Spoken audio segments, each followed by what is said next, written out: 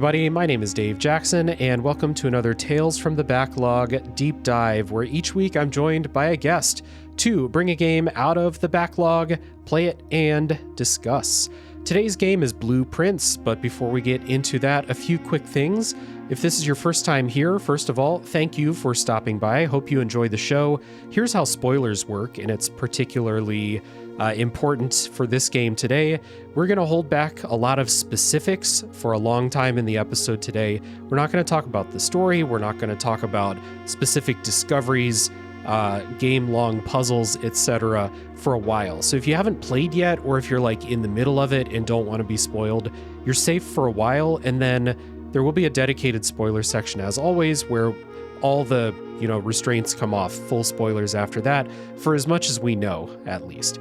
And if you enjoy the show, please consider supporting however you can monetarily on Patreon. You can tell a friend, share the show, leave a review, likes, comments, subscribe on YouTube, things like that are all very helpful. So with that being said, I'm not here today by myself to talk about Blueprints. I needed to bring on someone to really dig into this, as always. So my guest today is a returning friend of the show, one of the hosts of Geeks and Grounds podcast, a member of the Indie Council podcast, a host and organizer for Wholesome Games, and an architecture enthusiast. Welcome back to the show, Jenny Windom. It is very good to be back. I'm so excited to talk Blueprints. Oh, yeah. So last year, your first time on the show, we talked about Animal Well. That was episode 131, if anyone wants to go check that out. And here we're talking about Blueprints, a game that's very similar in a lot of ways. And Jenny, you're being typecast a little bit on the show here. It's kind of funny because normally people know me as the Wholesome Games person. And so It's very fun to be typecast in a very different genre. I am a puzzle sicko. I love these kind of games. So I'm very happy to take on that role. Okay. Well, we'll see the next one that you come on for, if it follows in this similar vein or not. Yeah, we'll see. But today we're going to do Blueprints.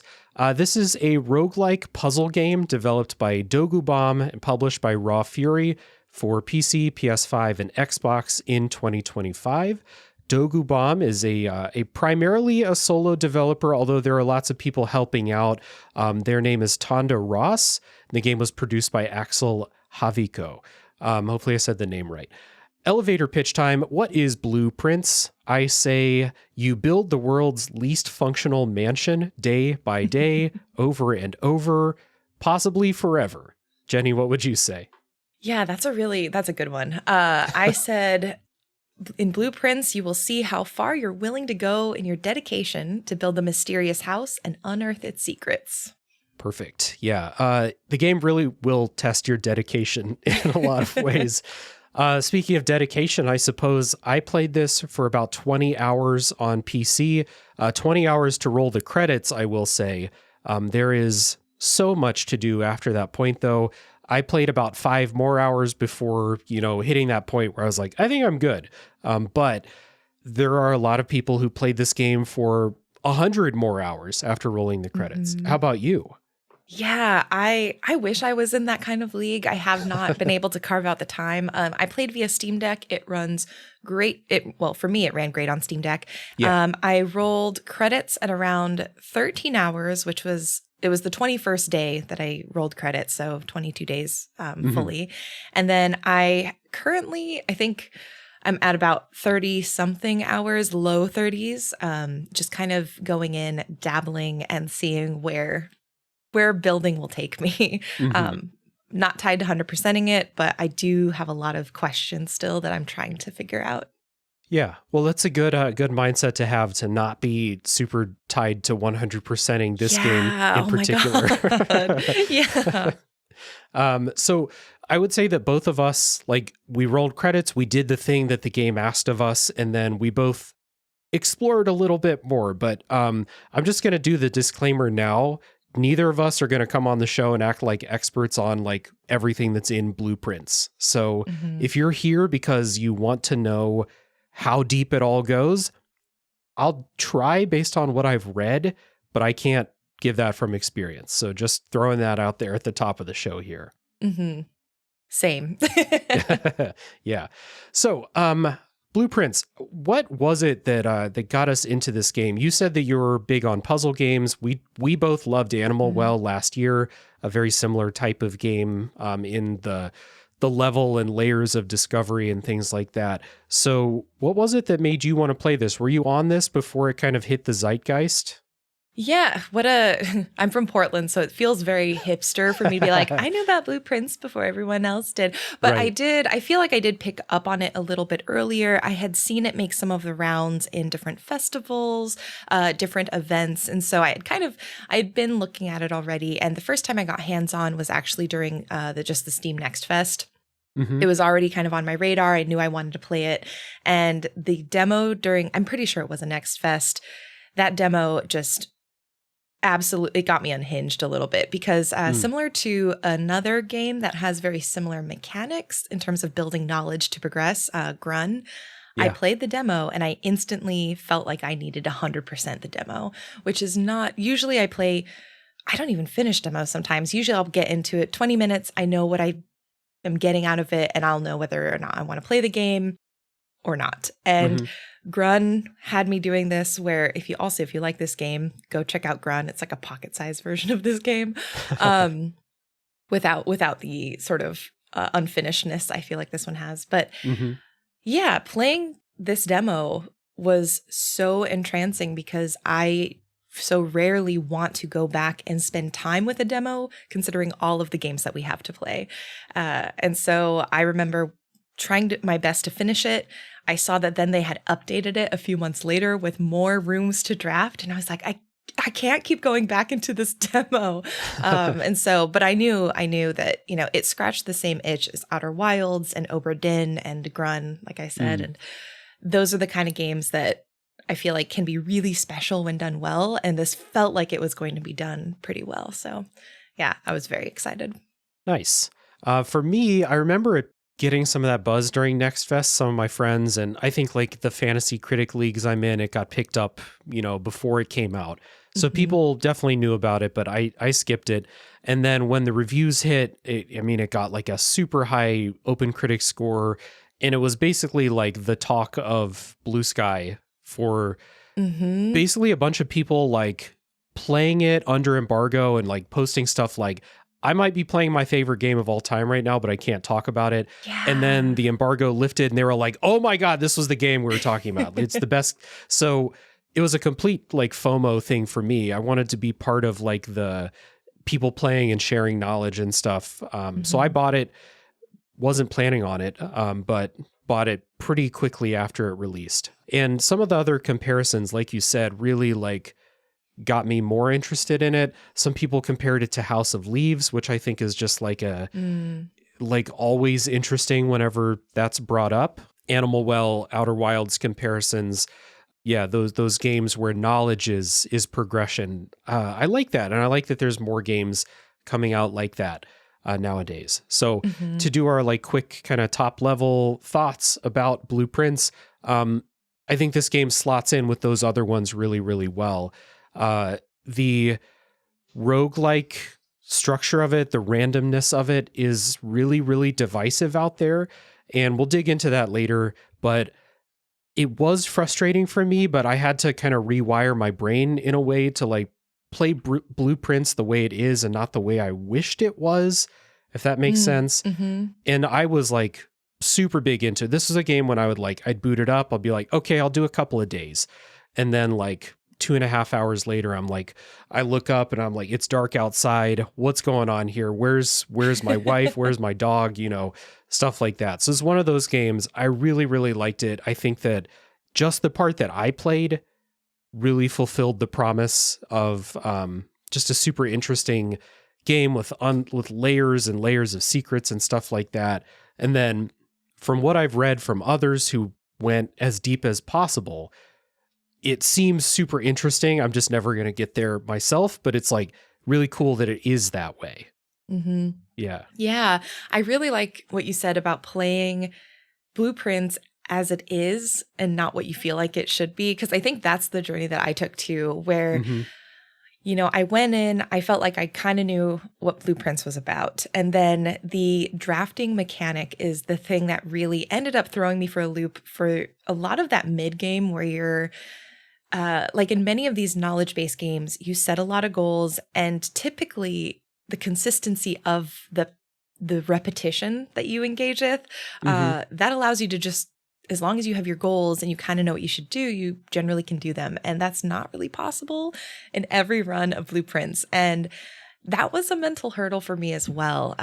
But I actually quite liked it. And I do think there are some design things I would personally change if I were to have any input. If Tonda Ross came over and said, "Hey, Jenny, I'm doing a patch. What do you think I should do?" I would have a few suggestions, but I think ultimately I like that this was a game that tried something a little bit different. I think I read in an interview that this developer didn't even really know what a roguelike was or roguelite was when he was creating this. He kind of just like did it, and then after the fact learned that there was already a system similar to this, and I think modified based on that. So I think it's kind of interesting that this is a person who came primarily from film, who delved in, made this game, and did something really different and interesting. And even though it's not perfect, I kind of like that it's not as polished, because some of the roughness around the edges and some of the frustrations are, I think, what makes this game really special and fun and memorable. Like, I will not forget my experience playing this game, partially because some of the runs that were so close and I had so many of those like, oh, dang it moments, which I know isn't everyone's cup of tea, but I ultimately enjoyed it as a part of the experience. Yeah, no, there's definite value in a game frustrating you from time to time, or putting up a fight in a lot of ways. And this game definitely had a lot of that. And then when I did get the thing done that I was trying to get done, this was a game where it got like real fist bumps out of me. Yeah. Like, so I was like, like super excited whenever I could accomplish the thing that I'd been trying to do for a while, because of the fight that the game put up. And we'll get into it in a bit, but some people really don't like the kind of mechanism by which the game puts up that fight. Yeah. And I can understand it. I think this, along with like Outer Wilds, I joke that Outer Wilds is always the game that I love the most, but would never recommend to everyone. And this is one of those games where I'm like, I feel like this is a game that I truly love, but I 100% understand that this is not everyone's game.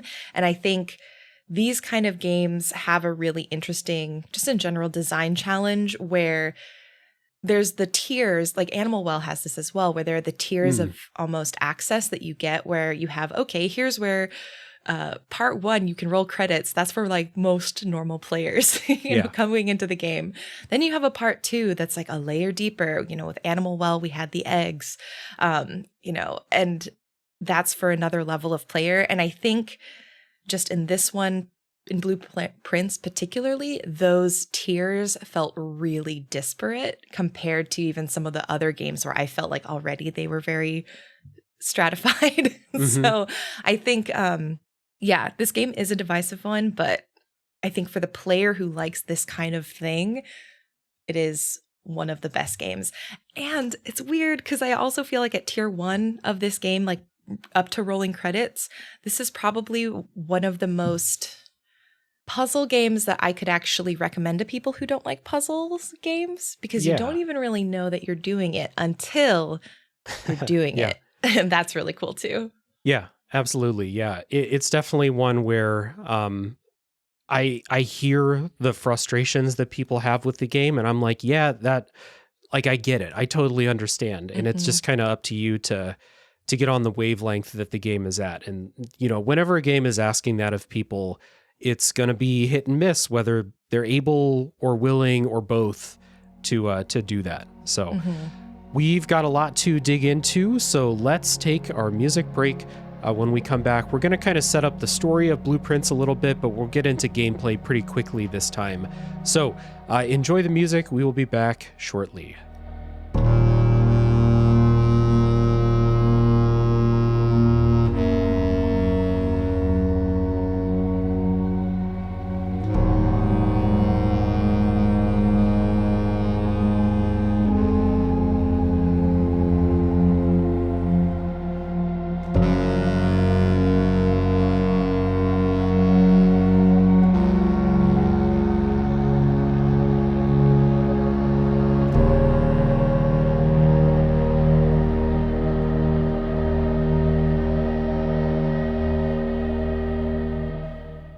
in Blueprints, you play as a young man named Simon, who just inherited a large mountainside estate from a wealthy family member who passed away.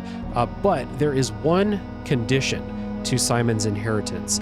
The manor contains 45 rooms, but in order to complete the task and inherit the manor, you need to find the hidden 46th room. And so already, like, right away when you start the game up, you're like, what do you mean there's a 46th room? You can see the grid. It's 9 by 5. Mm-hmm. How the fuck is there a 46th room? That's your task to find out.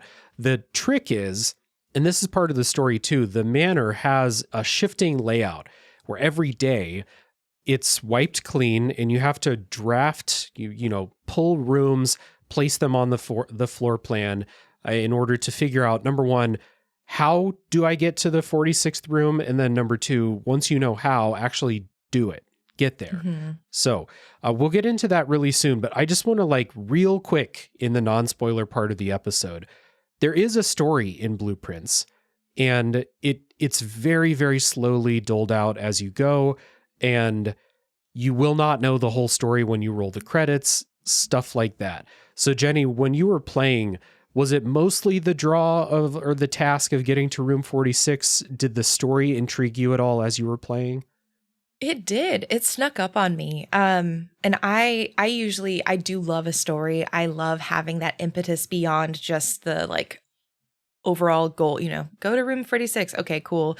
But as you explore, you are finding notes, letters, just environmental cues about what's the life of this family, and this world that you're in. And it was interesting because, especially at the start, the notes and things that you read in particular are so piecemeal, you don't even really know what the story is. You just know that you're learning more about this family. And I was definitely intrigued. Mm-hmm. Yeah, me too. But it takes a while to get to a point where, like you said, they're given out piecemeal, completely separated from related story bits. Mm-hmm. So it's kind of on you to either write things down. I mean, this is a notebook game, no doubt about it. You should play this with a notebook, however you like to do it. Or I've talked to some people who took 400 screenshots on Steam to try and remember stuff. I had a physical notebook. It picked up where my Lorelei and the Laser Eyes notes left off. So that someone's going to find that notebook in a landfill in, 100 years and be like, what was this guy doing? But it's on you to kind of connect, or remember, I think is the bigger thing. I read a letter about these two characters, 5 to 10 hours ago. Now I've read another letter that seems connected. Let me try and remember what was going on, or go find that letter again. And the story that's there, I won't say any specifics. And I didn't experience this all. I experienced maybe half of it. I went and read the other half, the Wikipedia plot summary, and it's fucking cool. I really like it, but I didn't get anywhere near that in my own playthrough. It's one of the things that I think you have to play a lot of the game to solve a lot of the puzzles, but also to fully understand the story of the characters, the family, and stuff like that. So, yeah. Yeah, and you can stop me if you feel like also this is maybe post spoiler wall, but I think to talk through some of the story structure that I thought was interesting and what differentiated this from, I'm going to go back to Outer Wilds, even though Outer Wilds is a very different game narratively even, but I think what I found fascinating is that a lot of the story thematically is about sort of hey, Simon, kiddo, you gotta I want to make sure that you have the curiosity and the drive to earn this mansion in a lot of ways for reasons which we'll talk about later. And in this game, they don't really give you anything to organize that information. And I thought that was really interesting as a player, because in something like Outer Wilds or Grun or Obra Dinn even, they have books within the game to help you navigate this information, to refer back to it. They have cards for you to just take a look at and remind yourself of what's going on narratively. This game challenges you as a player, because if you do not make the effort to take these notes and keep track of everything, at least I hadn't found anything in the game that helps you with that. I think it is entirely up to you to decide if you care about this, the story of this family. I think you're right, because there are some notes that are more important than others for the story, and your like in-game menu will mark how many of them you found, but I don't think you can even like read them from the menu. Nope. So Nope. yeah, I have my paper notebook full of ideas and experiments and stuff like that. And then I have like 75 screenshots on Steam of just, letters and stuff. So I can go back and reread them instead of sometimes trying to like find the room that letter is in and then like go back. That would be a nightmare. So yeah. Are you a person who likes playing games with a paper notebook in hand or like a notes app or something like that? I do.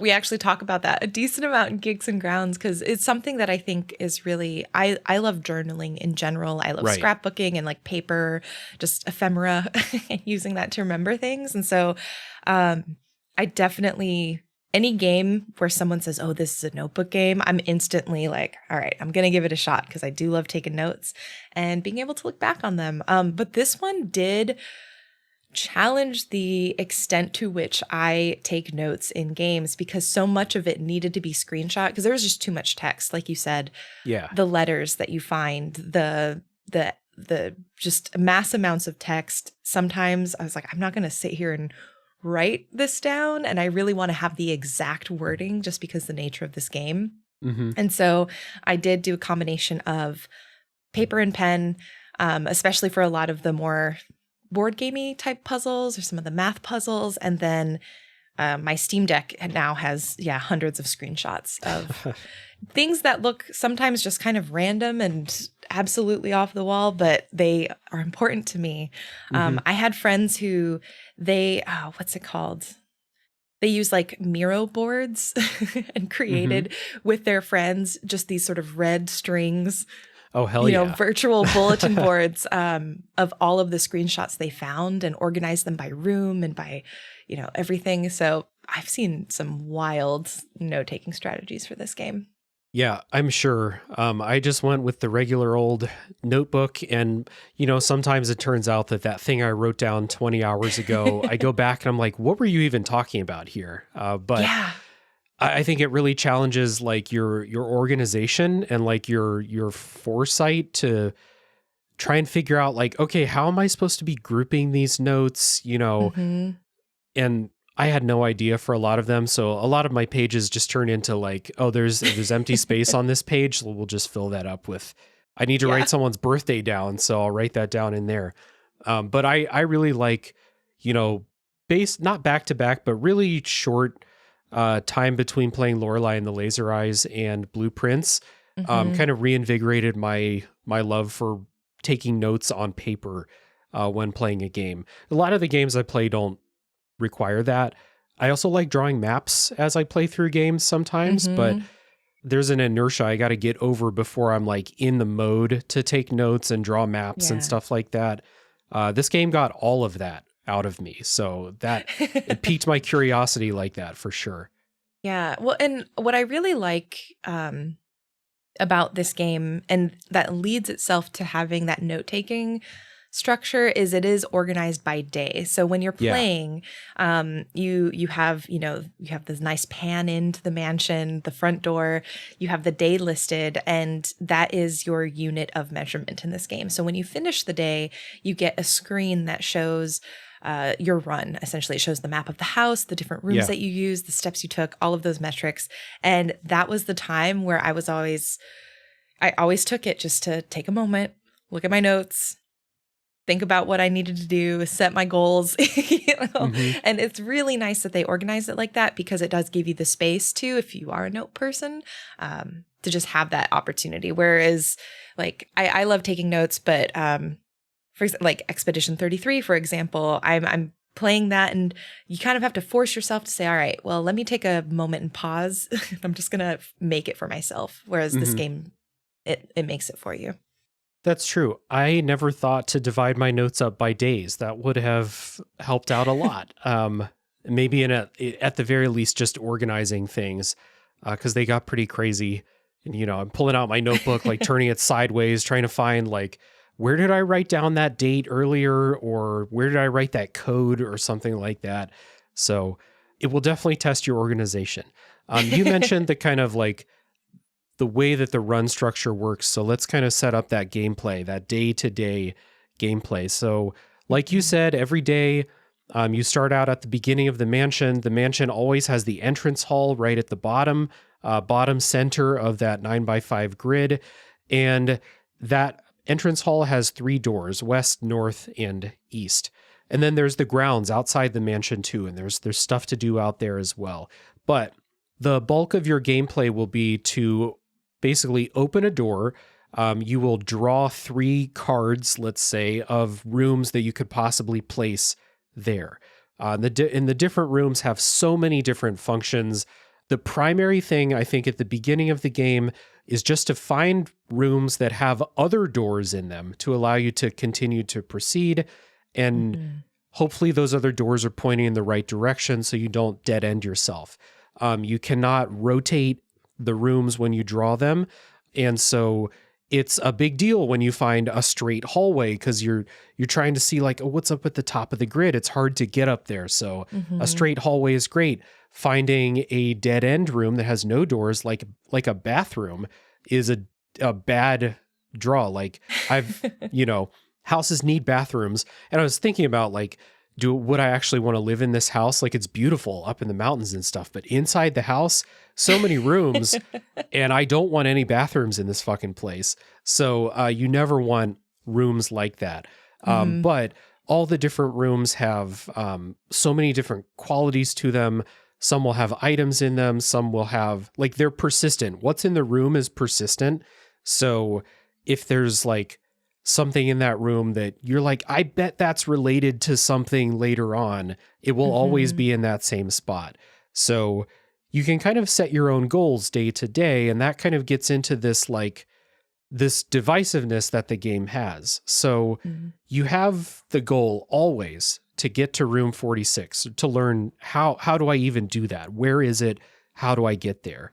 And then along the way, you will, if the game is working for you, uncover all of these other things where you're like, what's up with these paintings? What's up with these chess pieces? What's up with all this other stuff? And it basically just explodes into a million little mysteries that you're trying to figure out. But the thing that's divisive for a lot of people is that those rooms that you draw when you open the doors are random. And there are ways that you can like reshuffle and redraw 3 things if you have a certain item, for example. But for most of the early game, trying to get to room 46, you're really at the mercy of what cards you draw. So if you're like, I wanted to check this out in the bedroom, for example, but I can't draw a bedroom. So like, I can't do the thing that I want to do. Or I'm trying to get to room 46 and I'm just drawing shit rooms day after day after day. That gets really frustrating. So you said that you kind of bashed up against that at the beginning, probably before you kind of figured out what the game is asking of you. Yeah. So what was it like? You did get over it? I can probably guess. What was it that helped you like kind of get on the wavelength that the game is on? Yeah, I think there are a couple of things mechanically, and one element, or I guess technically 3 elements I wanted to add are, in addition to the rooms, you have 3 almost currencies, I guess, that you get to spend as you explore the house. So you have steps, where every time you step into a different room, that is taking up 1 step, or step into a different location, because sometimes it's not rooms. Every time at times you encounter locked doors, which require keys to open. And as you explore, you will find keys. And there are gems, which kind of serve similar purposes, where as you try to unlock or open up for certain rooms, they cost a certain number of gems. And so in addition to balancing, just like another layer of complication, where not only do you have to find the right rooms, you have to ensure that you have enough of the currencies to open to actually get to those rooms. Because the biggest pains that I found were essentially mid-mansion, where rooms start to become locked more frequently, or they start to get a bit more expensive. And you have to really understand how to balance that currency level with the progression you want to make. And that was really the key for me mechanically, was understanding like, okay, if I'm doing a run, I need to first make sure I have enough stuff to get me past that halfway point. Because really that was my stopping point every time for the first few days. Yeah. So there's multiple things, resources, what rooms you draw that can kind of kill a run for you. So like you could have a great, there's also coins that you pick up. So there's also like money to use to buy stuff. So you could have a great run where you're like, man, I have 25 gold. I got so much gold. I can buy stuff when I find a shop, but you don't find the shop that run. Or like, you're like, I got a bunch of gems, and then you just get dead-ended by locked doors and you don't have any keys. And so the kind of randomness of what rooms you draw kind of determines what resources you get. And then on top of that, you have those goals that you set for yourself where you're like, there's this thing going on in this room. I'm going to use one example. It's not a big deal for the game, but like there's a garage that you can draft. One of the rooms is a garage. So the garage has a car in it, and it has a garage door that has no power. So I was like, okay, I got to figure out how to send power to the garage to open the garage door. Or I got to find a key for the car. And so sometimes I would like draw the garage and be like, okay, I hope I find the car key, and then just like never found it. And like stuff like that, I think is where the frustration comes in. Or you're like, you're having a great run in a lot of ways. You're making it pretty far up into the mansion, but you don't have any keys and all the doors are locked. And so you're like, well, I guess I'm screwed here. Or you're like, I have a bunch of keys, I have a bunch of gems, but you run out of steps. And so when you run out of steps, your run ends immediately. So there's all these ways that like what feels like randomness can throw you off. And I think this is the biggest criticism that I've heard of blueprints, is that people don't like when randomness determines success or failure in video games. You want to be responsible for success or failure, and only you. So like, I understand this. This was frustrating. It was really frustrating for me to have those runs where it's like, oh, I found the car key, can't get the garage. What the fuck? Like, it's frustrating. I definitely empathize and understand, and I felt that in a lot of my runs. But what this game is asking of you, I think, is to go with the flow more so than start a day with a set goal. Even room 46 at a certain point for me became a thing where it was like, if I think a run is going to be the run, I'll go for room 46 because it's tough to get there. So like, I think it just took a rewiring of my brain a little bit to start a day and be like, let's see how the cards fall today. Because the other part of that is every single room has something in it that could contribute to something other than getting to room 46. There's so many puzzles and mysteries and things in this game, to the point where you'll walk in a room and be like, oh, it's just a game room or whatever. It's not just a game room. There's stuff in there. And so if you start the day out and you're like, I don't think this is going to be the day I make it to room 46, you can pivot your attention to other stuff and learn. That's where the Outer Wilds comparisons are great for me, because I remember lots of times in Outer Wilds where I was like, I'm not going to beat the game on this run, but I can learn a little bit more about this planet that I'm on. And then tomorrow, when I come back, that's the thing that like helps Outer Wilds in comparison to Blueprints is if you're just like, I'm trying to solve something on the Ash Twins or whatever, I can just go there tomorrow. No problem. I'll be right there soon. Blueprints doesn't work that way. And that's where it like really snags people.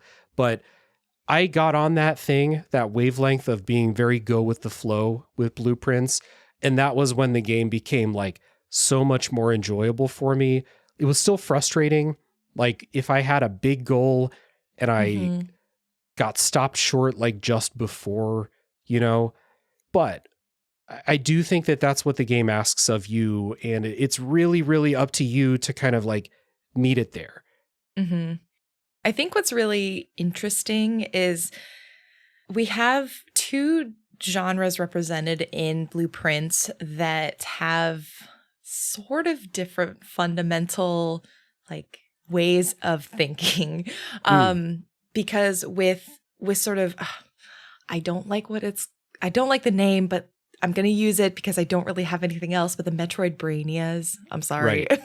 But it's like the knowledge-based, I'll just call it knowledge-based games, knowledge-based progression games, where in most sort of highly regarded knowledge-based progression games, the fact that your knowledge is the basis for progression means that if you know something, you should be able to complete it. That is like a kind of a fundamental pillar of these knowledge-based games. And when we look at typical roguelikes or roguelites, those have that element of randomness where I feel like if you see someone playing, I don't know, Hades or Slay the Spire, I don't play very much Slay the Spire, so this is maybe, correct me if this is a bad example, but when you go on these runs, the sort of drafting of 3 powers, there is a little bit more randomness to it. I think you can also influence maybe percentages, but there's more randomness to roguelikes and roguelites that people take with the genre and they're like, okay, we can have bad runs because that is what the structure of the genre is. Sometimes you just have a bad run. And so what I think is really fascinating is Blueprints is combining those 2 opposing kind of pillars and forcing you to reconcile that with yourself. And so it leads to that more frustrating and divisive gameplay. Like if you were creating this game and you said, okay, I want this just to be the knowledge-based stuff, you know, you could adjust percentages and change the ways that randomness isn't as random so that people always could maybe hit certain things. But I don't know. Again, I think, is it like, quote, best design or best practice? I don't think so. But I think also that is what makes this game unique and interesting, even though it's not optimal. It'd be like starting a Hades run and being like, this run, I'm going to get Dionysus and Poseidon, and I'm going to be mad if I can't get them both. Like Hades doesn't work like that. Like roguelikes are a go with the flow genre. If you start playing The Binding of Isaac and you're like, I'm going to get these 2 items and my run's a failure if I don't get those 2 items, your run's going to be a failure because that's not how those games work. But you're right. Like that clash between, like I said, you're playing Outer Wilds and you want to focus on one mystery. You can just go to that planet the next day. It's going to be exactly the same as it was the day before. And there's not going to be anything new stopping you from doing that. So there is like that fundamental unstoppable force and immovable object with these 2 like structures for sure. That's a good observation. Yeah. And I don't know, again, I think it's kind of messy, but at the end of the day, I had runs where I was like quite literally 2 steps away from getting what I needed and having the screen fade to black and say, oh, you call it a day. And there were days where I did have to put this game down because I just had gotten so close. And it is frustrating to know something and know what to do and not have it work out.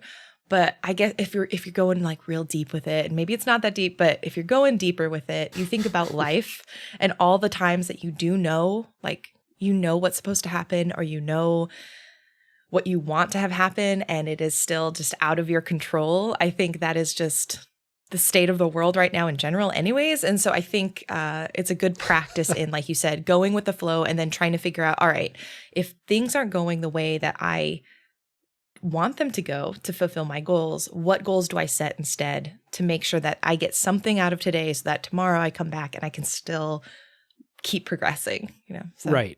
Yeah. cool. So like after probably just 1 or 2 days in the house, I would start to realize like there are all of these other things I'm writing down because I'm wondering like what's up with these things. And so that's the other like saving point of the randomness butting up against that desire to like pursue that one thing is there might be a few, but there are very few like truly empty and worthless rooms in the house. There might someone who's like very, very familiar and like did all the shit would be like, there's actually none. All of them have something. And I would be like, yeah, you're probably right. So you quickly start to accumulate like other things that you can pursue. And so yes, it's frustrating to not get to room 46. It's frustrating to not be able to take the car key to the garage and see what's in the car. But in those, like what you're doing in those runs is if you're focused on that other thing, you're probably ignoring other things you could be paying attention to, taking notes down, theorizing and comparing, like, I have an idea here. I wonder if this works. And so if you get the whiff, you get to a point where you can tell pretty early on, like, this run's going pretty well. I might make a run for this difficult task that I know it's going to be kind of tough to do, but I got a bunch of keys. I got a bunch of gems. Let's fucking go. But there's going to be other runs where you're like, man, nothing is working out. Let me pivot to, like, there's this thing in this room. Let me see if I can figure out what its deal is today.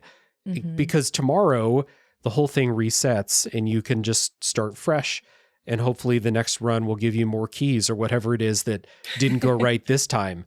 So that's that thing where I hear the people where it's like, it's frustrating. And like you said, it's frustrating to have an idea. Like when you figure out what do I need to do to get into room 46, and then you just like can't get there.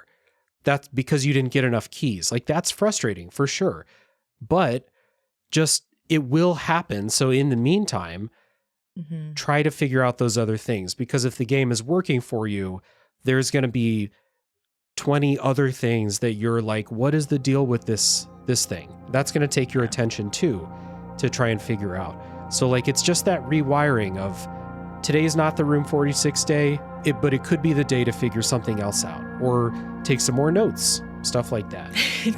They always take more notes. Yeah, always.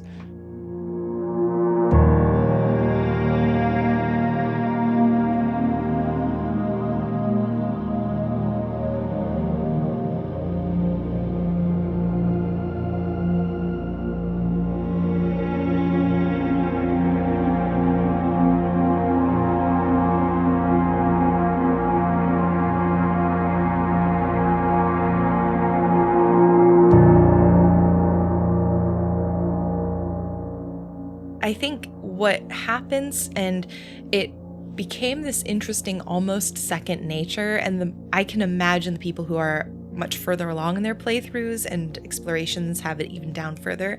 But you think of games like Balatro, where you have, or just regular card games where you have a deck. This is similar, where you have your deck of, 45 different rooms-ish, approximately, and pretty much you can say like, all right, I know that if I used up this one room, it's not in, quote, the deck anymore. It's been used. Right. And so in a certain way, you also begin to strategize like, all right, I know what rooms work for me for the beginning to like help build up my currencies. I know the rooms I want to save because these are really valuable rooms to have when maybe I need to get further and I need more doors, or I need like more rooms that have different strengths to them that help you progress a little bit more easily in the mid game to late game before you roll credits, and get to that room 46 point. So I think there is randomness, but the more you play, there are ways that you can think ahead that feel really rewarding when you do see it start to click together. And so even though you're not 100% in control, you can push and pull things a little bit to be in your favor, which is really fun. Yeah, absolutely. So there's the knowledge of like ongoing puzzles and mysteries that you're slowly learning more and more about, but there is a definite strategy to how do you place the rooms? How do you value the rooms? Like a closet is a dead end room. No, so you don't want to place that in certain places, but like you might want to get it out of the deck early in a run. You get a couple items out of it, and then maybe when you're getting close to something you want to try and pursue, you're not going to draw a closet again. So like there is definite strategy to how you place the rooms, and that's part of the knowledge too.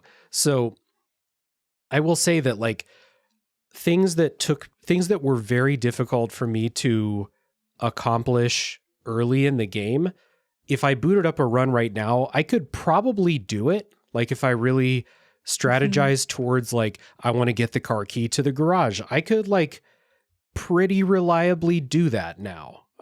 Whereas in the beginning, that was like a real struggle because I didn't know, like, you know, some of the rooms only appear in certain places in the house. Like you're not gonna draw the garage in the middle of the grid, for example. So like you learn little stuff like that. You learn strategies, and that helps too. There's a little bit of like meta progression in the mechanics too, like you might expect from a rogue light. It's the last time I'm going to say that word.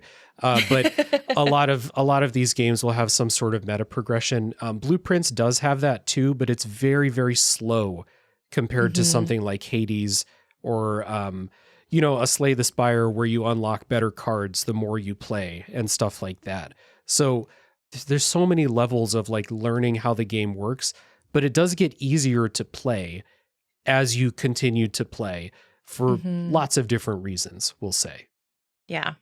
Yeah, agreed. And I think that is probably the hardest ask for folks who are on the fence about this game or this kind of game where you know, it's like in an RPG where someone's like, oh, you just play 60 hours and then it gets really good. Oh, yeah. And you don't want to say that, but I do think that this is a game that, as you said, it does get, I think mechanically it gets easier in the sense of you can sort of move around, I guess, a little bit more freely the more you play. And the game goes from being more of the rogue light or roguelike into more of that meta knowledge based kind of game. And so it kind of eases into a different style of play the longer you go. Yeah, for sure. So some of the frustrations that I had early in the game are still frustrating now if I boot up the game and I'm like, I'm definitely going to do this today. Like I can maybe do it, but might not. And like that will never stop being frustrating. But the game is just so complex and even to the point that I played, there's probably things that are in plain sight that I just don't know are important yet because I don't have the context yet. It is one of those games that just keeps unraveling. The more and more you play, the more and more you learn. This is one of those games that I've heard people say they don't like it because it doesn't respect their time as a player. And I feel like the more and more games I play that like supposedly don't respect your time, there seems to be like certain types that I kind of get it, where it's like, the first Pokemon games are horrible for this because there's so much grinding involved. If you catch a new Pokemon and want to use it, you have to grind for a long time. So like that's not a respectful use of your time. I don't agree with that criticism with Blueprints, basically just because of how much detail is everywhere you go if you know what you're looking for and if you're curious.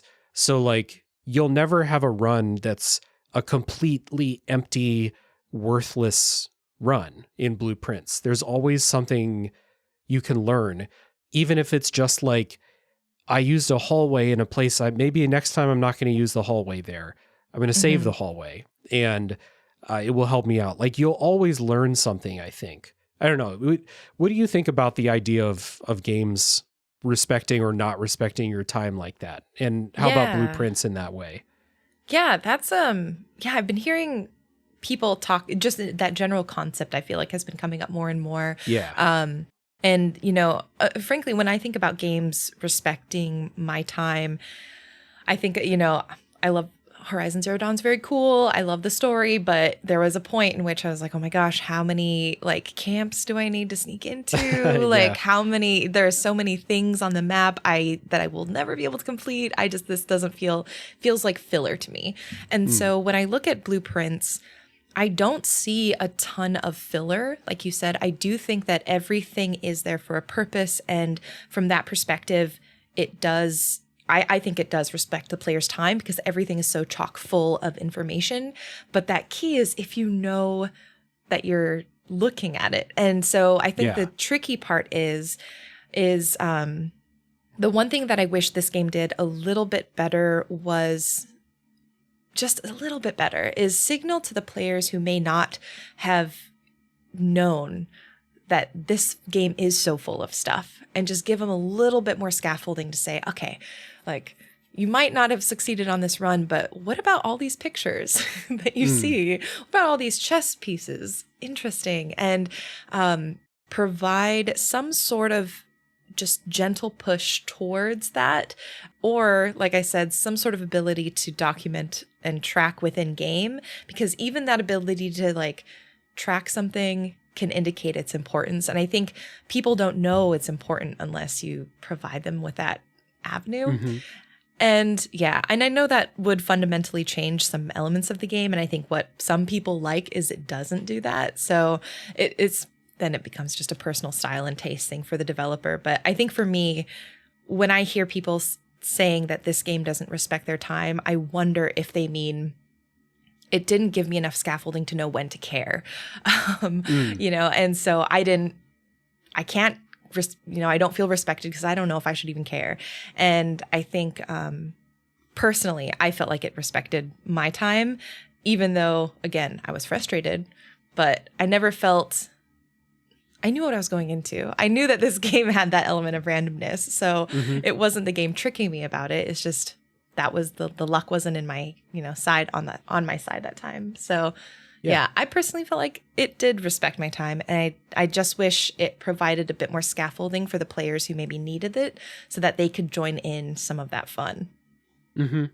Yeah, I guess if someone were to play this outside of the environment where a lot of other people are talking about it, they may be like, I don't see what's going on here. But I think that your natural curiosity for a lot of people is going to make them wonder, like, you know, what is going on? Why does every room have these two things in it? You know, stuff like that. So yeah, I think that the notion of it respecting time or not really just comes down to, like, you have a bunch of failed runs that don't work out the way that you want to. And I mean, that happens in Slay the Spire all the time. Like, I'll play Slay the Spire and I'll come up against a boss that I'm like not equipped to fight and I just get my ass kicked. And that's the end of that run. It doesn't mean it didn't respect my time. It just didn't work out that run. The good thing is you start fresh the next day and you can try again. So I was always really, really compelled by the push to get to room 46, but also the other dozens and dozens of things that I was trying to figure out about the house. And there's mechanical stuff going on in the game too that we'll save for the spoiler section, but like this game goes deeper than you think, even though I've already said that you think so you have an idea in your head. It's more than that even. So there's a lot going on in here. We kind of, like I said at the beginning, this is a puzzle game. And as a puzzle game, you might think, like I've mentioned Lorelei and the Laser Eyes earlier, which is like an explosion of puzzles, word puzzles, number puzzles, stuff like that. I described in that episode as if you bought a book of puzzles at the airport and it exploded and all those pages became doors in the house, that's Lorelei and the Laser Eyes. Blueprints is not like that. It is a bunch of mysteries, I would say, that are like, you try to puzzle out what these things mean. But also there are some puzzles, like puzzle-ass puzzles in Blueprints. Like there's one room with a dartboard with a math puzzle that you have to do. There's little puzzle boxes you find to try and figure out. There's other stuff. I mean, there's a lot. There's a lot of like puzzly puzzles too.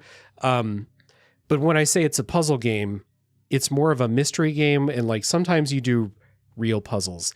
So did both of those work for you? Like the kind of ongoing mystery type puzzles and the like, okay, it's time to do the dartboard again, like stuff like that.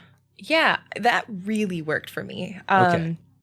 For me, and again, it's like, this is the thing where I think players either drop off and they're like, I want to solve puzzles. I don't want to have to figure out what the puzzle is in the first place. True. Or, you know, like me, where I love when a game, you know, presents us with a room or even a set of rooms and says, all right, somewhere in here, there's a thing for you to solve, but we're not even going to tell you where or when. Just eventually you're going to figure it out. Just write it down and trust the process. Yeah. And I really love that kind of game. I like the light bulb moment. I like being able to say, God, I walked through this room 50 times and on the 51st time, something clicked, or the run before something happened where now the 51st time, like, oh, I get it. I know what I'm supposed to do with the information that's here.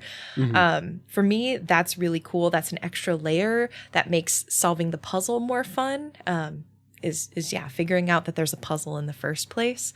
But yeah, it's tough when you're just wandering around knowing, like, I'm sure there's something here for me to solve. I just have no idea what it is. Yeah. But yeah, I'm curious. Do you like that kind of mystery before puzzle as well? Oh, yeah. So like I guess I don't play a lot of games that do that. Because I think a lot of the other ones we've mentioned, I guess Animal Well is a pretty good comparison where like that's another one where you walk into a room and you're like, I think I know what's up with this room. And then it turns out that room has two things that you didn't know what you were looking for yet. So I guess I do like that.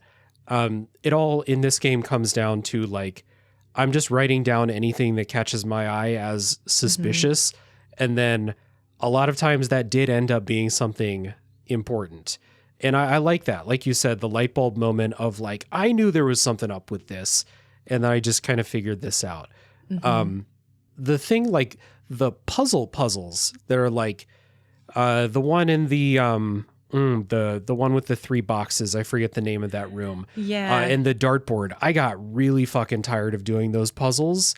I wished at a certain point that, like, I wish that I could just like find a math merit badge or something and never do the dartboard puzzle again. Like, hey, come on, I've done 50 of them. Like, can I just never do this again? Can I just get the reward? I've proven to you that I can do the math. I know what's up. So it's interesting, like, because those, like we said, these rooms are persistent. That dartboard puzzle is always there. The puzzle with the 3 boxes in the whatever that room is called, it's always there. And by, I don't probably like and they're common rooms too. So you'll find them like really often. And like, what am I going to do? Skip the reward for doing the puzzles? So like, I'm going to do it. And they're good rooms too. Yeah. They're like the placement of the doors in the rooms are always good. They always come up when you need like gems. So yeah, you're not going to turn them down. Right. Oh, I've never cared more about doors in my life. Just, you know, like you draw a room where you're like, it doesn't make any sense to have a bedroom here in the house, but it's got an extra door. Let's go. I meant to tell this story earlier. I forgot, but, and I'll get back to my point eventually, but, the bathroom is a dead end room. It has no exit doors because it shouldn't, because it's a bathroom. We understand why it doesn't. When I was in college, we used to go party at a friend's house that had a bathroom with 2 entrance doors in it. Oh my God. It would have been a great Blueprints bathroom. It was a nightmare of a bathroom at a party though, because it was like the only way to access their like add-on back room. Like it was an addition to the house or whatever. The only way to get there was to go through a bathroom. So like someone would always be peeing in there. Because you don't know. You just like, oh, we go to the back room. That's where the beer pong table is. Right. And there's always someone peeing in that room. Nightmare in real life would have been amazing in Blueprints. Yeah. When we talk to Tanda about the patch update, we'll suggest this as like a laboratory option. Right. This is a real thing. It has happened in real life in at least one house. At least one house at the Ohio State University campus. So anyway, the puzzles. I find it like interesting to just say like this is a puzzle game, but then the things that are like most clearly identifiable as puzzles, logic puzzles, math puzzles, I got really tired of, and I wish I could skip them for perpetuity. See, I loved, I think it's the billiard room where that had the dart puzzle. The darts, Yeah, I loved every iteration of that. I just, something about PEMDAS just gets my goat. I love it. I did get tired of the logic puzzles, mostly because like, I would often get them right, but it comes to a point where you play enough of them.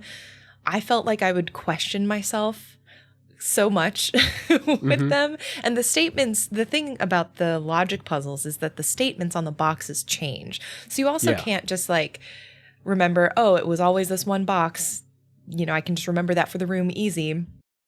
They say, no, we're going to make you work for it every single time. And the statements I felt got increasingly complex as I got further in the game. Oh, yeah. And so it just, was this extra layer of, I'm already thinking really hard. Just give me the gem in this, please. Because I have like a 90-something% success rate. Can you just let me go? Yeah, math merit badge, something like that would have been great for the box puzzle in particular. I didn't even think about being tired of those. But you're right. Every time especially now, every time I draw them, I need it, but I don't really like it anymore. Right. It also makes me wonder, like, how many of those puzzles did they write? Did they write 700 logic puzzles for the 3 box? Because, like, there are people who played this game for 100+ hours and they said that it never repeats. I don't know if they would remember if it did after that many tries, but they say it doesn't. So, like, I wonder what's going on with those puzzles. But that was really the only thing about the process of going through the game that I ever got, like, actually sick of. Is especially the dartboard puzzle. The 3 boxes logic puzzle, I got that wrong probably 60% of the time. So that was kind of a wash whenever I went in. I kind of was just like, hey, if it works out, it works out. Cool. But the dartboard puzzle, that's math. I'm good at math. I can figure it out, but I don't want to do it with how complicated it gets, especially. So yeah. Is there anything else about kind of the process of playing Blueprints that we think is noteworthy to talk about before we kind of put a pin in this until we can actually talk about what we learned later on? I think we've pretty well covered it. It's just a lot of it is mentality around the mechanics. I think that was the biggest lesson for me. Right. I totally agree with that. It's the biggest thing. Being open to writing things down that you think are noteworthy, being open to going with the flow. That's the biggest thing that will help you succeed in Blueprints. Maybe if a run fails, try and figure out why you failed that time. Was it because you ran out of keys? Was it because you've been undervaluing picking up gems? Like every time I started to be like, you know what? I think I can skip out on money. Then that would be the run where I'm like, oh, you drew the shop. You could buy some keys if you wanted to. So, trying to figure out best practices, that's part of it too. So I think it does fit really well into that genre of knowledge is power, more so than like your meta progression. You can't really rely on that in this. You have to rely on learning best practices, learning the right mindset, stuff like that. So let's take a music break. We still have to talk about the presentation and stuff in Blueprints, which I think is quite good. So when we come back, we will talk about the way it looks and the way it sounds.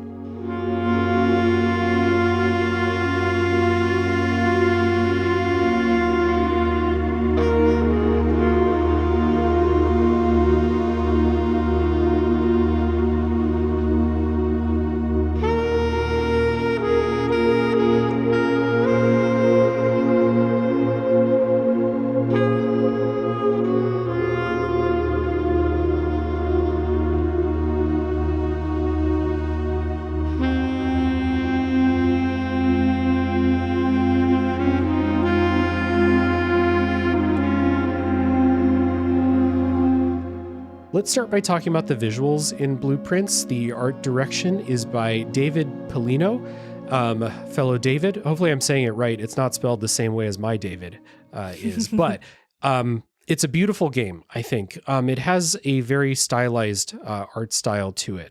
Kind of this like hand-painted, very colorful, lots of detail in the rooms and stuff like that. What did you think of the visuals?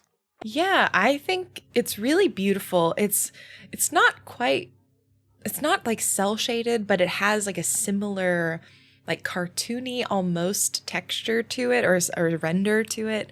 I love that even within the colors, especially when you're in the mansion, it is all very subdued, almost as if there's like a blue-gray wash over things. And so even, except for I would say maybe certain colors that I will identify maybe after the spoiler, just because it's like, I don't know if it's a spoiler technically, so I'll err on the safe side. But yeah, it's like, it's colorful yet still subdued because of like whatever filtering they're putting around it. And I think it's really Yeah, it's really cool. I like it. I like that I will be able to look at this in 5 years, 10 years, and it won't really feel dated to me. Yeah. It'll still feel very of its own time. Mm-hmm. I think that, I guess like kind of across video games, we're kind of reaching a point where things are looking about as good as I feel like they'll ever look. People probably said that 20 years ago too, but I think with a lot of games, we're starting to get to a point where everything's going to look good after a certain amount of time. But this art style is truly timeless. They might invent some technology for photorealistic video games in the future, but this will always look as good as it looks right now. And the detail in the rooms is really nice too. Not a lot, I don't think, of environmental storytelling in every room, but there's a lot of stuff that you can see. And so like if you walk into a bedroom or, a kid's room, a playroom or something like that, the stuff that's in there, you can look at that and kind of glean a little bit about the people who lived in the house. Because the house has a pretty long history, which you'll learn about in the story. But it's not every room, but some of them will have that kind of detail where you're like, I see what's going on with some of these people in here, which I appreciate. Yeah, I think what's also interesting is as you're exploring, this is kind of with the art style. I would put this with art style, but like the time period of like the electronics that you encounter, like it seems.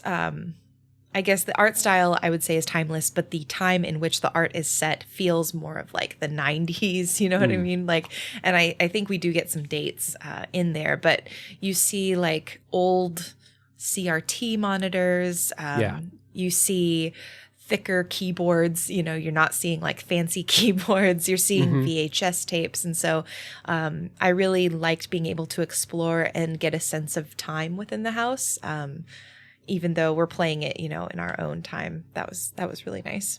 Yeah, always nice to see like whatever time period it is represented through the stuff, especially the tech, and especially if it's like, for me, a nostalgic era of tech, like the computers that they have. That's like the computer, our first computer that we had at our house, like stuff like that. So the other part of the kind of presentation is the music, which I like appreciated it when I played it, but the music, the soundtrack, it's by Trig and Gusset. I hope I'm saying that second name right.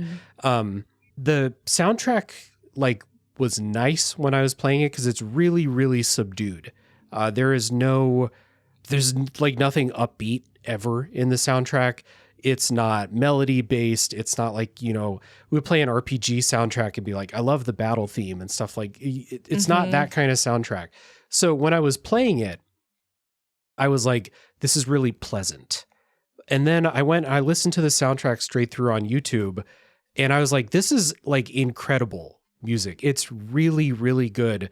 I think it was just when I'm playing the game, I'm so focused on like what I'm trying to do that I'm not pausing and being like, this clarinet solo is incredible right now. But like when I listen to it separated from that other focus, it's really good. I love this soundtrack.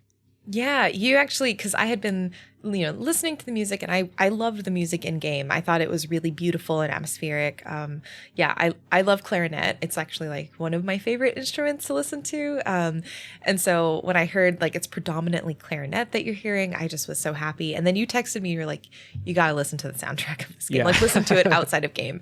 And I did, and it is really beautiful. I feel like this is kind of a sleeper hit in terms of the soundtrack being as strong as it is.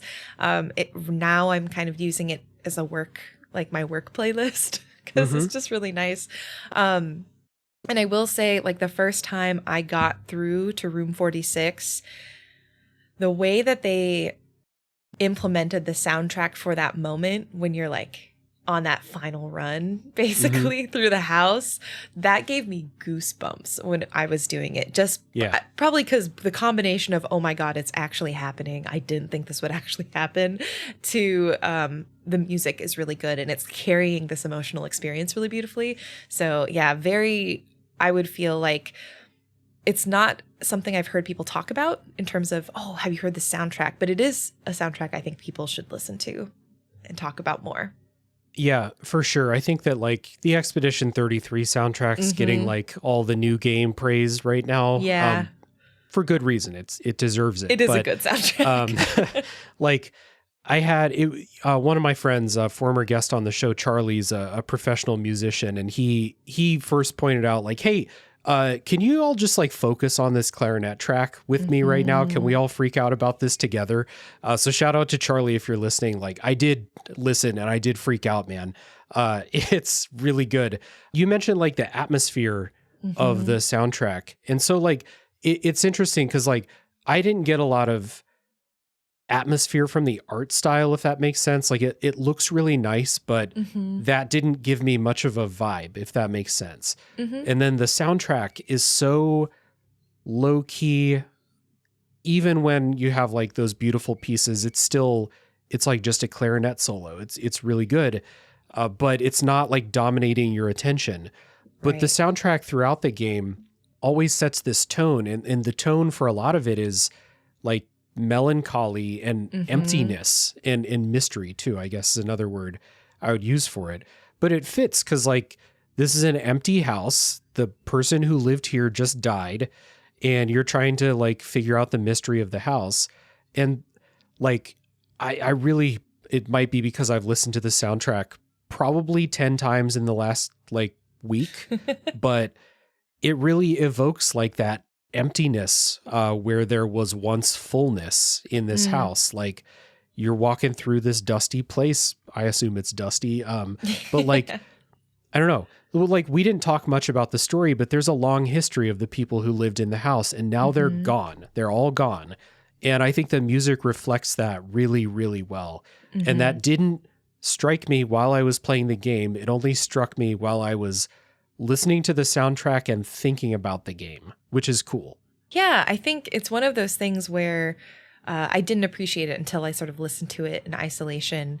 There were moments, I think there's one room that has a piano in it that when you go into that room in particular, I've noticed there's always this theme that plays, a more piano-based theme. And like that always really, like I particularly love that room whenever you're finishing out a run. Like there are key sounds that I'll associate, but I hadn't really appreciated the soundtrack in its entirety until I listened to it separately. Yeah, right there. But yeah, it's super good, and it's probably not gonna win a bunch of awards, honestly, because it's not flashy in the way that a lot of my favorite video game soundtracks are like super melody driven, or they're like, you know, tied to specific emotional moments or something like that.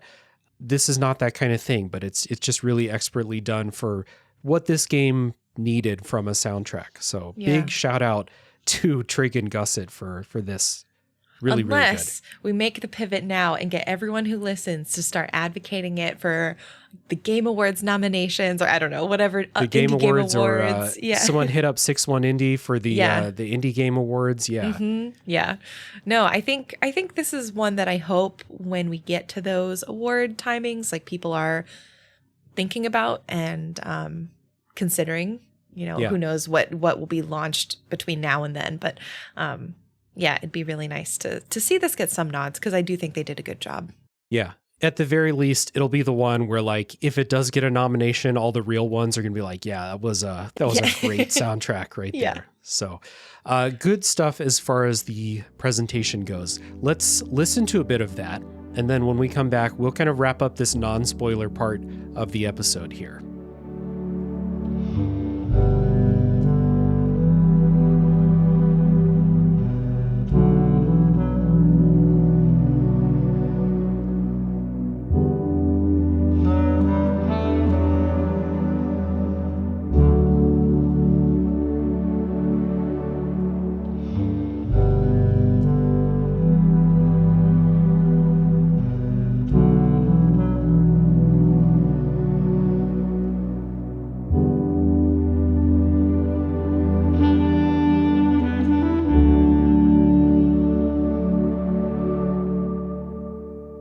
So before we get into spoilers, we do our quick, well, it may not be so quick in this episode, but recommendations.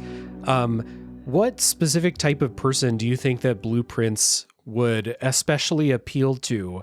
And then I do think that recommending Blueprints has some like qualifiers that we should probably stick on there too. So what do you think? Yeah. I think the type of people who would really enjoy Blueprints and who I would recommend this to are people who love secrets and mysteries, who are okay with being patient and taking their time through a game, not feeling like they have to rush through to an ending, and who are willing to embrace a little bit of frustration and failure as they go on that journey. That was really well said. I thought it would take a lot more words than that. So well done. Had it been up to me first, that would have been a winding road to get to that point. But I completely agree. I think that like saying that it's for puzzle game fans isn't really enough information. I think that it requires you to meet it on its level. That's another thing that I hear a lot about, like, you know, to appreciate this game, you have to meet it on its level. It's like, well, do I really is it really demanding that much of me? I don't think a lot of games are demanding that much of you to like rewire your brain to be able to experience it. But Blueprints kind of is asking that of you. If you come into the game of like saying, like with some preconceived notion of like, well, I loved Outer Wilds and this is going to be the same type of experience, you're going to have a bad time when you run out of keys and stuff like that. Yeah. And I would say the like sort of underdog recommendation or type of person I would recommend this to, in the sense that maybe they're not as expected, I would say people who enjoy board games and have been wanting to like dabble in maybe more puzzle type games and video games. I think this has enough early on accessibility where if you are a board game fan, you'll get how this works, like with the draw system and everything, and you may be able to find your way. Other stuff still stands. You still need to be okay with failure and all of that. But I think board game fans who are looking to try and maybe play more video games and are unsure of where to start, this might be kind of a fun bridge to that. Maybe. Yeah, no, I do. I agree. There's some board game energy here for sure. Like I could see it would be simpler because you wouldn't be able to get into the detail, I don't think, but like I could see a board game version of Blueprints. Yeah. That'd be so cool. Trying to connect rooms to get to a certain point or something like that. So I could see that. And for the people out there who love to take notes in games and, you know, explore mysteries and follow your curiosity, 100%, I think Blueprints appeals to those people. It really just, you know, whoever you are, it really just does take that kind of mental rewiring to get on the rhythm that Blueprints is working on, for sure. So, all right. Well, it is a recommendation for both of us with some qualifiers. It's definitely not a game that everyone is going to love, but I think that it is definitely worth working with the game to get that experience, because I really loved the experience of playing it. Even though I was frustrated sometimes, but hey, I get frustrated playing a lot of games. You just don't hear about it on the show a lot of times. So yeah. Now, before we get to spoilers, as I said at the top of the show, Jenny actually does a lot of stuff, a couple podcasts, organizing showcases and all kinds of stuff. So your primary project is Geeks and Grounds, the podcast. So that is something, this episode is going to come out in August. So maybe you can tease what Geeks and Grounds has coming up. But tell people about the show and where they can find it. Yeah, so Geeks and Grounds is a video game book club, very much like this one, actually, where instead of through one episode, we actually spend an entire month digging into a game, usually. It's smart. It's great. It's really fun. And what's really nice is it offers us the opportunity to take it a little bit slower, to really dig in and not feel like we have to rush through. And that was actually one of the main reasons I made the club, is because I felt like, especially being someone in the industry, constantly getting keys and feeling like I need to finish a game in a weekend, move on to the next one, I wanted the opportunity to just slow down and enjoy it with a group of people. And so if you like that kind of book club format, again, we play a game a month. In August, we are playing I Was a Teenage Exocolonist, which I'm very excited about, narrative-driven game. And then in September, we are playing Chance of Sonar, and both of those were actually community selected. So every year we have a mix of games that I curate specifically for the club, as well as community voted titles. So you have a nice combination of things that like people in the community want to play, and then titles that I feel like are worth looking at and that I don't think we should miss out on. And it's great. We have a podcast, a newsletter, and a Discord community. And you can go to geeksandgrounds.com to find all of that. Yeah, it's really good stuff. I enjoy playing along with the show when it kind of lines up with stuff that I want to play. I'm going to try to play along, especially with Chance of Sonar, because I'm playing Heaven's Vault, which is kind of similar to Chance of Sonar in some maybe superficial ways. We'll find out. But I'm excited to play along with the show if I can for that. But it's a good time, gets my recommendation, and I always compliment the people who run the shows where we spread the games out over multiple weeks. Good idea. What a concept. Honestly, sometimes I envy the one episode per game format. I'm like, David's got it right. But it's easier to schedule, I feel like, sometimes.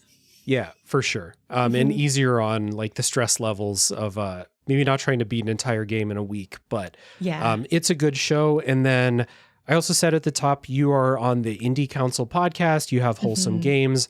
You do like some Let's Play stuff on YouTube. Tell everybody about the other stuff you do. Yeah. Gosh, where to start? I guess Wholesome Games is like sort of the other industry job thing that I do. You can go to wholesomegames.com. Basically, we like to curate and highlight wholesome, and that means like compassionate, kind, uplifting titles.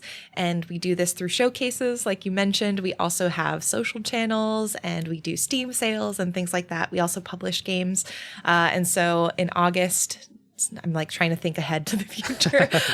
We have Make Room and Is the Seat Taken coming out in August, depending on whenever this publishes. And very, very proud as to how much we've grown over the past 5 years. We actually just hit our 5-year anniversary this year. So that was really cool. Hooray. And when I have spare time and when I have the energy, I also do Let's Play content and demo impressions on my own channels, YouTube and Twitch and TikTok. I am Kimchica, Kimchica, on all of those places. And I do a lot of story-based games. I do a lot of demo impressions, and I curate titles and recommend things based on different genres or themes or like aesthetics that you may be looking for. Well, we have mentioned Expedition 33. So if anyone wants to, watch along with someone playing some of Expedition 33, I enjoyed your first episode. Just reliving that moment with everybody else. Yeah. I mean, if there would have been a camera on me when I played the opening of that game, that's what it would have looked like too. Oh, man. Definitely a recommendation. If the pitch for Wholesome Games sounds like the types of games that you like, you probably already know about Wholesome Games, but if you don't, please go check them out. And then, lots of other stuff that you can check out if it's interesting to you. So, doing good stuff out there, Jenny. I'm happy to have you back on here. And, just constantly in awe of the amount of stuff that you're doing at a level of quality there. So would love to direct people there. There'll be links down in the show notes so that people can find those. Maybe as the spoiler break is happening, you can check down there, find something that interests you, see what's coming up on Geeks and Grounds. The schedule's laid out for most of the rest of the year, I think, with some mystery games in there. But I'm excited for what's going on at the end of the year. But I don't know if you want to say it or if you want to send people to find for themselves. But it's going to be very cool. I'm happy to say it, and I'll have to chat with you about that, actually. We're going to be playing Final Fantasy X at the end of the year. We're taking 2 months, unprecedented in Geeks and Grounds history. We've never done 2 months on a game before, but we're going to take our time, really dig into Final Fantasy X, and I am so excited. And I know it's one of your favorites, too. So it's you catch me on the right day. It might be my favorite game of all time. So very excited for that, for sure. So lots of stuff to check out. Jenny's doing a lot of good work. So again, down in the show notes, as the music is playing, go find something down there that interests you. And I did most of my plugs at the top, but I will just say we do have a lively Discord community that anyone out there is welcome to join, especially if you want to come in. We had, as Blueprints was new, we had a special channel where everyone was playing together and talking about the things we found. A lot of people are off of Blueprints now, but we might kind of revive some of that chatter. Maybe some people have been playing it this whole time and just, come in and share, because we're going to do the spoiler section soon. And that's going to be the point where I'm like, I'm okay with having things spoiled for me now. So come in. If you're not in the Discord, it's a great community, but also come in and tell us how wild Blueprints gets. I'm excited for that. So there's an invite down in the show notes for that as well. So we're going to take a break now. When we come back, it will be full spoiler time for Blueprints.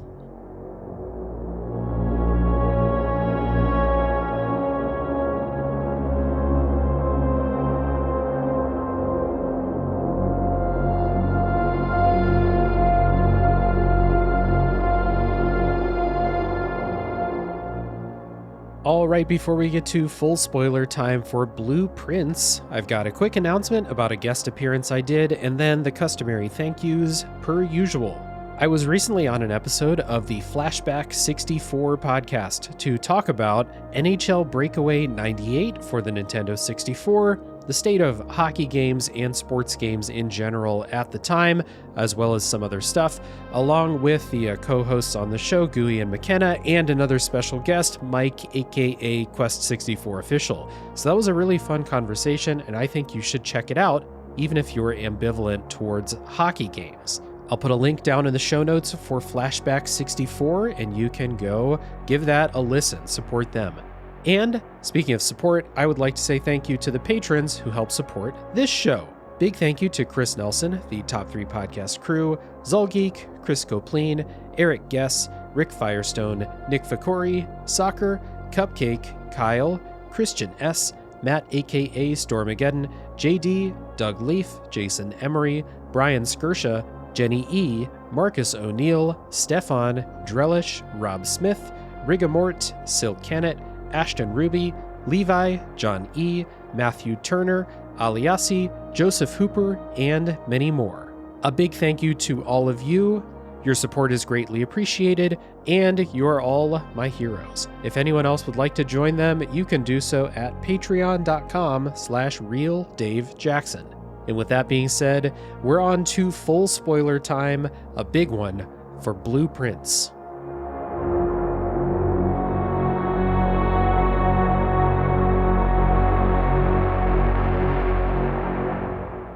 All right, we're back and it's full spoiler time for Blueprints. I'm going to reiterate that disclaimer that we did. 2 disclaimers. Number 1, it's not a linear walk through the experience of playing the game as if that's really possible, but the big disclaimer is neither of us are experts in how deep Blueprints goes, and neither of us are going to pretend to be experts. We're just going to talk about how far we got. So apologies if you're looking for like what Blueprints is like at hour 100, but I'm not there. Jenny's not there. Go check out, like, I think Aftermath has had some good written work about how deep Blueprints goes. I read a great article, I think it was on GameSpot. I wrote it down here. Yeah, on GameSpot by Phil Hornshaw, talking about how deep they found things and then how that ties in with the history of the family. I'll try and throw that in the show notes, but all that to say, other people are doing more comprehensive work. That's not the point of this podcast. So with those disclaimers out of the way, Jenny, would you want to live in this house, first of all? Knowing what we know now? Question. Because I think it's like, we hear the thing. It's like you inherited a huge mountainside estate with a manor and the grounds, and there's an orchard and all this beautiful stuff, but kind of have to question, do you want to live in this house? I know. You'd have to you have to be really go with the flow to live in a place like this. Right. Honestly, even though the location is incredible, I don't know. I don't know if I could live in a house that I would have to construct and it changes every day. inability to plan would stress me out so much. Anything? Yeah. Oh my gosh. Yeah. So if I could like own the house and maybe, I don't know, just like make it just everyone come look at this cool magical house and turn it into some sort of like historical landmark, that would be cool. Yeah. And then I could use the funds from that to make myself a normal, non-magical house just like down the road. I think that would be perfect. Yeah. Pay $5,000 and today the house is yours to draft, do whatever you're going to do. Yeah. You get one day, $5,000 per day. And then after that, yes. Can you imagine? So like it resets for the people that live there too. So can you imagine like waking up in your bedroom and the bathroom is all the way across the house now? Or what if you don't even get the bathroom? You're like, Yeah, exactly. I'm trying to draft the bathroom. I gotta go.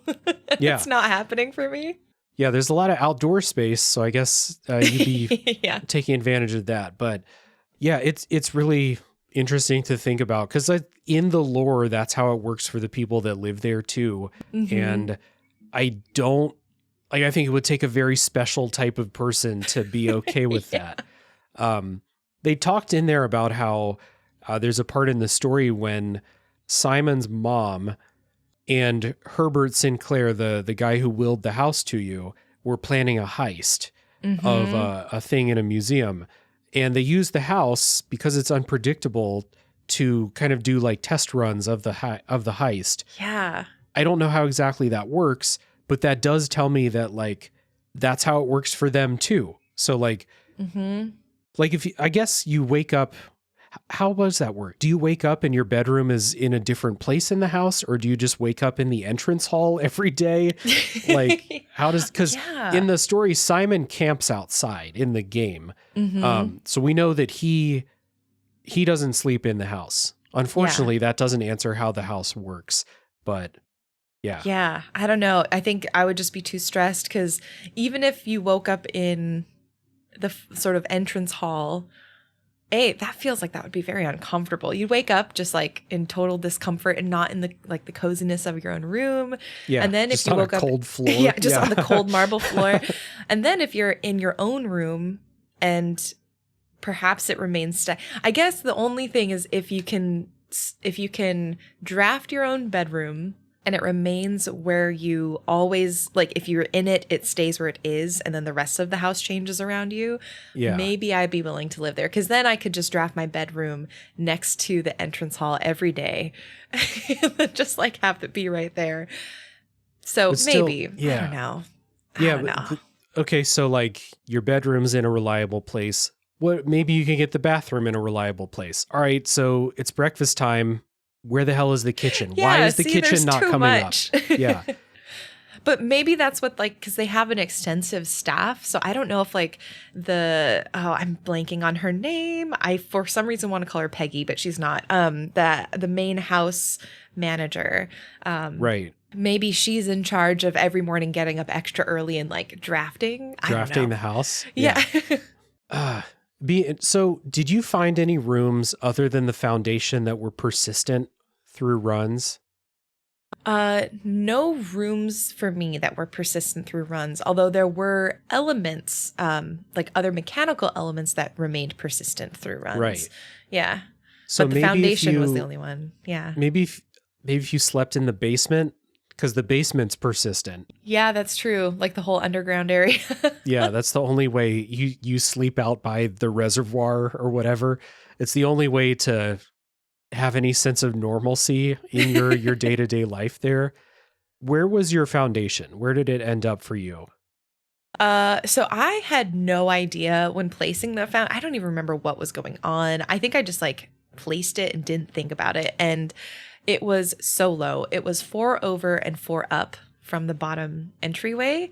So it was in the lower section of the mansion, which meant for a lot of running. And I felt like maybe someone more efficient could have done better, but I used so many steps going back and forth, especially the first few runs. Yeah, because you gotta, at least the first time, no, you always have to. You always have to go from the basement to the antechamber, or maybe back and forth to actually get into room 46. So yeah, that sucks. That's a lot of that's a lot of steps wasted moving between those places. Yeah, so I got very good at like finding like rooms like the sauna, which give you a 20-step buff. I upgraded. You find upgrade discs, and I put a lot of my upgrades into steps and gems were like the two things I really focused on. Yeah, I would say that the limiting factor in a lot of my runs was probably also gems. It was actually not often steps. It was usually gems and less often keys, I guess. But like gems, just because you get much better rooms by using gems. Yeah, that a lot of times, like I did end up stuck because I would get dead-ended, but it was often not because I was dead-ended by locked doors. It was dead-ended by just bad rooms because I didn't have gems to pay for better ones at the time. What meta progression upgrades did you get then, since you mentioned some of those? I got a couple, but curious what you got. I have my Steam Deck here just so I wouldn't forget because I took screenshots. So I got a lot of like the outdoor ones. I feel like there's still room on the little UI UX stuff, but I got the orchard.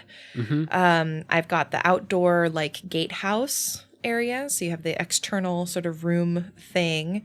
I have way too many screenshots. This is actually kind of prohibitive for me. I took a screenshot and now it's not helpful. And then I got the gemstone cavern. So those were 3 of what seems to be 4 permanent additions that I was able to unlock. I don't know what the 4th one is. I'm hoping to find. And yeah, at this point, I'm also like, I don't care about spoilers. So if you found it, I would love to know what it is.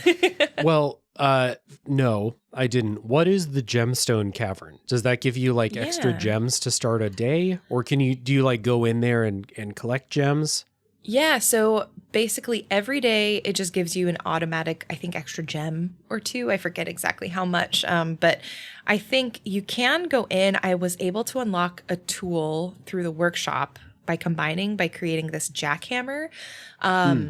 But I ended up not using it because it scared me because it was, you could jackhammer in the mines to like get some extra gems during the day, like manually, but there's a progression bar and it said like, as the progression bar gets lower, the chances of a cave-in gets higher, and then you remove this permanent addition forever. And I was like, I'd rather have the permanent, extra gem at the start of each day versus accidentally caving in for 1 gem, 2 gems, for a run. Right. So, but yeah, so you can do 2 things. You can keep it as a sort of permanent buff, or you can mine it for some extra gems, like in the moment if you really need it.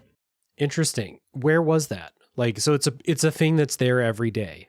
Yes, you don't have to go to it to like unlock it, which is really nice. Like once it's unlocked, you just get that gem every day. It's kind of like an allowance. And it was, you exit the mansion, and I believe I can't remember if it's down the stairs and left or just straight left. It's kind of by your campsite, if I'm remembering correctly. Yeah, I remember a door down there that I don't think I ever figured out. Yeah, there's like the mine, and then the orchard is kind of behind your tent. And so it's in that sort of area where you're camping out. Okay. I only unlocked the little room that can become like the bunker, and then the little mushroom room or the growth room, the greenhouse room or whatever it's called. I unlocked that, and I unlocked there's like a room with a bunch of computer monitors down there that I unlocked. And that was one of the mysteries that I don't know what it is still. It was like, I don't remember what I did to unlock it either, but it was like after a long string of like puzzles and shit. And then I unlocked this thing and I was like, hell yeah, this new room, what's it got for me? Something I don't know what to do with, That's kind of what Blueprints gets into at a certain point. Yeah. But, I wonder what that was.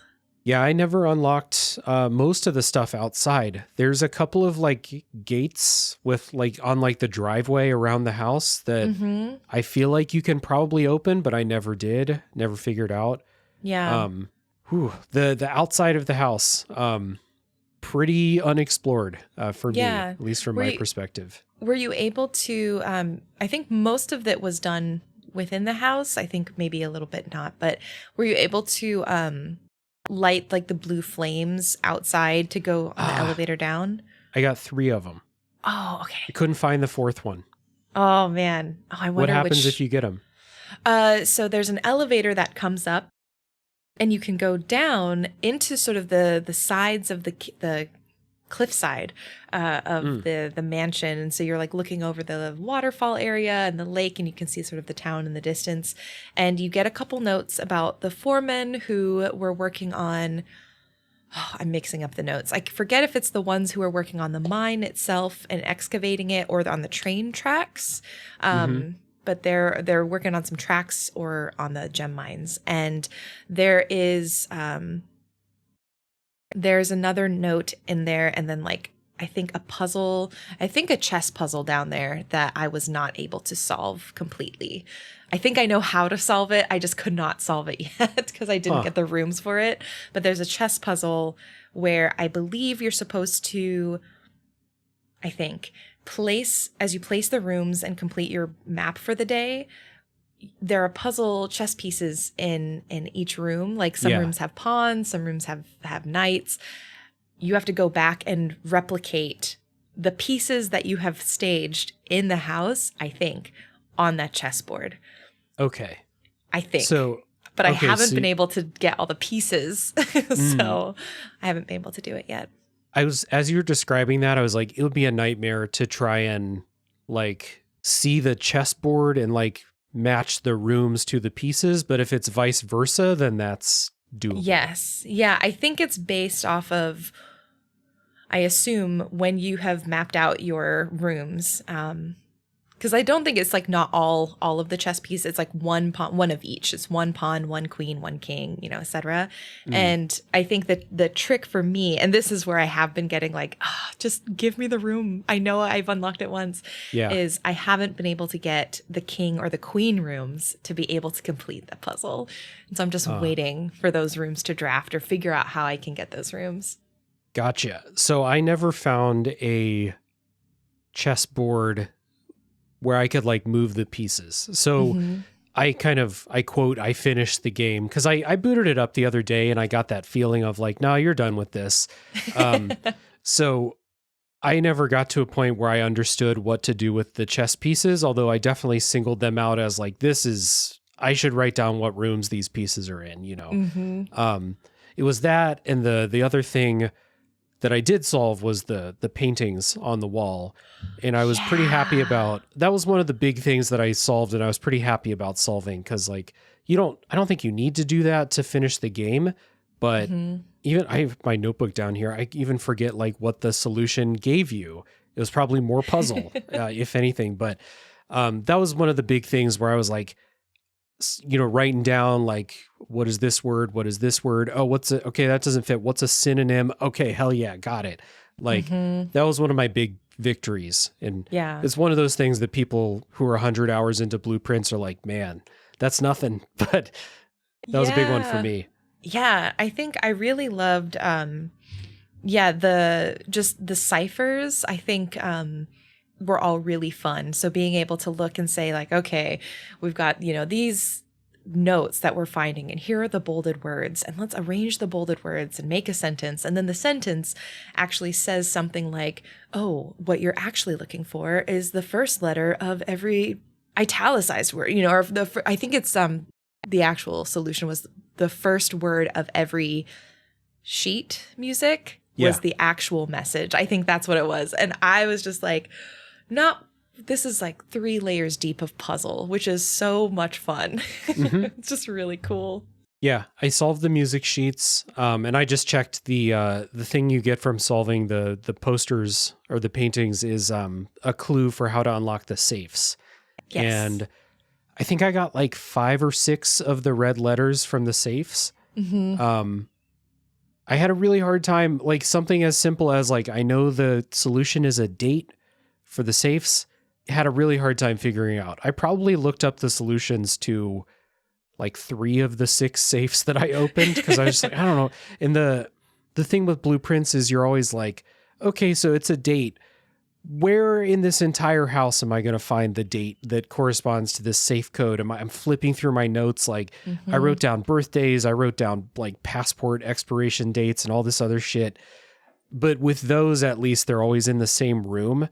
So like the one in the boudoir is like, they have a picture of a Christmas celebration. So it's like, oh, okay, Christmas. That's the safe code. If only they were all that easy though. Right. Oh my gosh. Yeah. The saves were really fun. Those were ones I had to come back to a couple of times beforehand, because some of them also were a little bit tricky because I forget which one it was, but I think they had either used the word 8 or something where it was like, it sounded like 8, so it was a homophone, but it wasn't actually 8 in sort of text. I forget, but there was like a couple of instances where the number was there and it was like technically right in front of my face, but it took me 3 times until I noticed what it actually was. So yeah, the saves were hard. I think I also only got like 5 or 6 of the notes only. But there is in the rumpus room a sort of fortune teller machine. Yeah. And one of the fortunes was really interesting because it explicitly tells you will only find, I think, 7 of the 8. And I'm really curious if that's actually true. Huh. Yeah. So folks who are listening know, please feel free to, in the Discord, perhaps spoiler it so people don't inadvertently find out. But I'm very curious to see if that's true. We don't actually get all 8 of the notes. Yeah, that fortune teller, like I paid for it like a couple of times and it was always just such like unhelpful at the time stuff that I was like, I don't know about this. Are they fucking with me with this fortune teller? So I could tell like, I should write down what they're saying, but I never like return to it and be like, oh, the fortune teller told me. So I'm glad to know that it actually did like say something that made sense to you at any point. Yeah. Yeah. No, there were a couple where like I actually really loved the fortune teller. That was earlier I talked about like, I wish there were ways to signify to people like there's more and like this is what you should be looking for. And I think the fortune teller was a great example of that, where the first time I got to the rumpus room, I think the first fortune I got, I don't know if it's randomized or if they all are in a specific order, but the first fortune I got was Simon essentially, at the lake, on the boat, going underground. And I was just sitting there and I was like, this is not something I would, like, these are sights that I would not expect to see in a house. Yeah. There's more here. And so that was a perfect moment of, oh my gosh, now I understand. Like there's more to hear than just the house. And the letters from this fortune teller was another thing where I had already seen, I think by that time I had gotten 1 or 2 of the letters, but I hadn't clocked of like, oh, this is a specific thing I'm looking for. And the mystery of, oh, you're only going to find 7 instead of all 8. Great ways to just let me know as a player, like I'm on the right track, or this is something I should be keeping an eye out for, and give myself more goals to work from. Yeah. As if we need more goals. As if we needed more. It is good to have the light bulb go off to be like, oh, those things that it's showing me that I don't know what that is, like that is showing me that there's much more to this than you initially think. Let's talk real quick about like the winning run when we got into room 46. I knew it was a big moment for me. I jumped in Discord like, I did it, everyone. I got in. So, cause I was like so I got in on day 45, which is much later than you got in. And I think I'm pretty late, compared to a lot of people, at least, just thinking real quick. So it wasn't that I was like, oh my God, I'm such dog shit at blueprints. It was like, I was just very okay with like, oh, this seems like I'm not going to do it. I'm going to try, one of the drafting strategy things that you learn is like, if you pull up a room that you've never seen before, just pick it, see what it is, see what's inside, take notes. And like that could derail your progress toward getting into room 46. but it's probably worth it to do that. At least I always felt like it was. So that kind of thing made it take a while for me. But you said you got in on day 21. What was your story of getting in? Because I feel like we all have a bit of a story. Yeah. So this was a run that I was not expecting to get it. And so it was kind of funny because I almost sort of wrote it off as a wash. I had already set the foundation. I was kind of just ready to just explore. And my foundation, again, super low on the map. So it's like, I was kind of like, you know what? I'm just going to just see what new things I can find. And I happened to place the Great Hall right next to it. I got the Great Hall. And I had known from a previous run that the Great Hall has like 7 locked doors, but it will always hold a lever to the antechamber. And so at that moment, I was like, oh my God, I think maybe, because this was very early in the run. Like, I think I still had maybe, 40 something steps. I was like mid 40 steps. And so I said, okay, let's give it just a little go. And got the lever, happened to get a sale in the commissary where everything was 50% off. So I was able to totally load up on keys and gems. Nice. And I also got some synergies that I had not planned on because I didn't even know they existed. So it was total luck where I had placed the aquarium and then I got the dining room. The aquarium was at like rank 8 and then the dining room was at like rank 6. And so I was able to get 30 steps because the aquarium and dining room had a synergy that day with the meal that was being served. And just because I was able to, between the commissary, like a pantry placement, or not a pantry, a kitchen placement, I just got all the food I needed to make that run happen with enough steps to spare, which was not the plan at all. So it was just so good. I remember holding my breath and bringing the map up and counting the blocks just to make sure and just making absolutely sure I wasn't going into the wrong room because I just did not want anything to go wrong. And also because I didn't know that I knew you had to grab the basement key from the antechamber, go down to the basement. And I didn't realize after you go down to the basement and like go do your thing there, you have to then go back up. Yeah. And I was like, oh my God, you seriously are making me run all the way back up to do this. And yeah, it was so good. I was holding my breath the whole way. It was awesome. So yeah. You reminded me there, I had probably 2 or 3 successful runs, but just like, there's the first time I got to the antechamber, but it's all locked up because I didn't know about the levers yet. And I was like, okay, oh no, like how do I get into this room? And then I had another time where I got into the antechamber, got the basement key, went down into the basement, but I had like 2 steps left and I couldn't do the gear puzzle. Like, there's a way you can like slip over and around to like a different platform to give yourself like the way to go into that tunnel that leads to the sanctum doors and the room 46 lever. But I ran out of steps in the basement and like, so like that sucked. But this is like, so I got in on day 45. Those 2 days were probably like day 41 and day 42, basically. Like I'm on the right track. And then the next time I made it down there, thankfully, one of the meta progression things is you don't have to ever get the basement key again. Oh my God, yeah.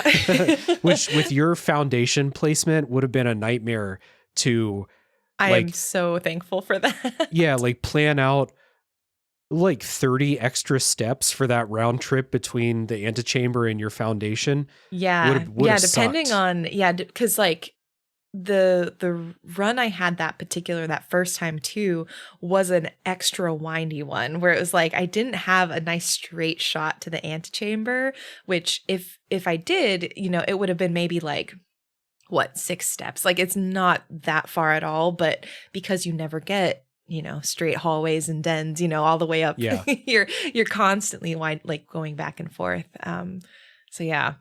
Gosh, 2 steps at the gear puzzle. That would have wrecked me. I would have had to stop for a little bit. I did have to stop for it. Was a real there's that little clip from Curb Your Enthusiasm where Larry David yells, "Fuck you, I'll see you tomorrow." And that was really how I felt about Blueprints on that day. Gosh.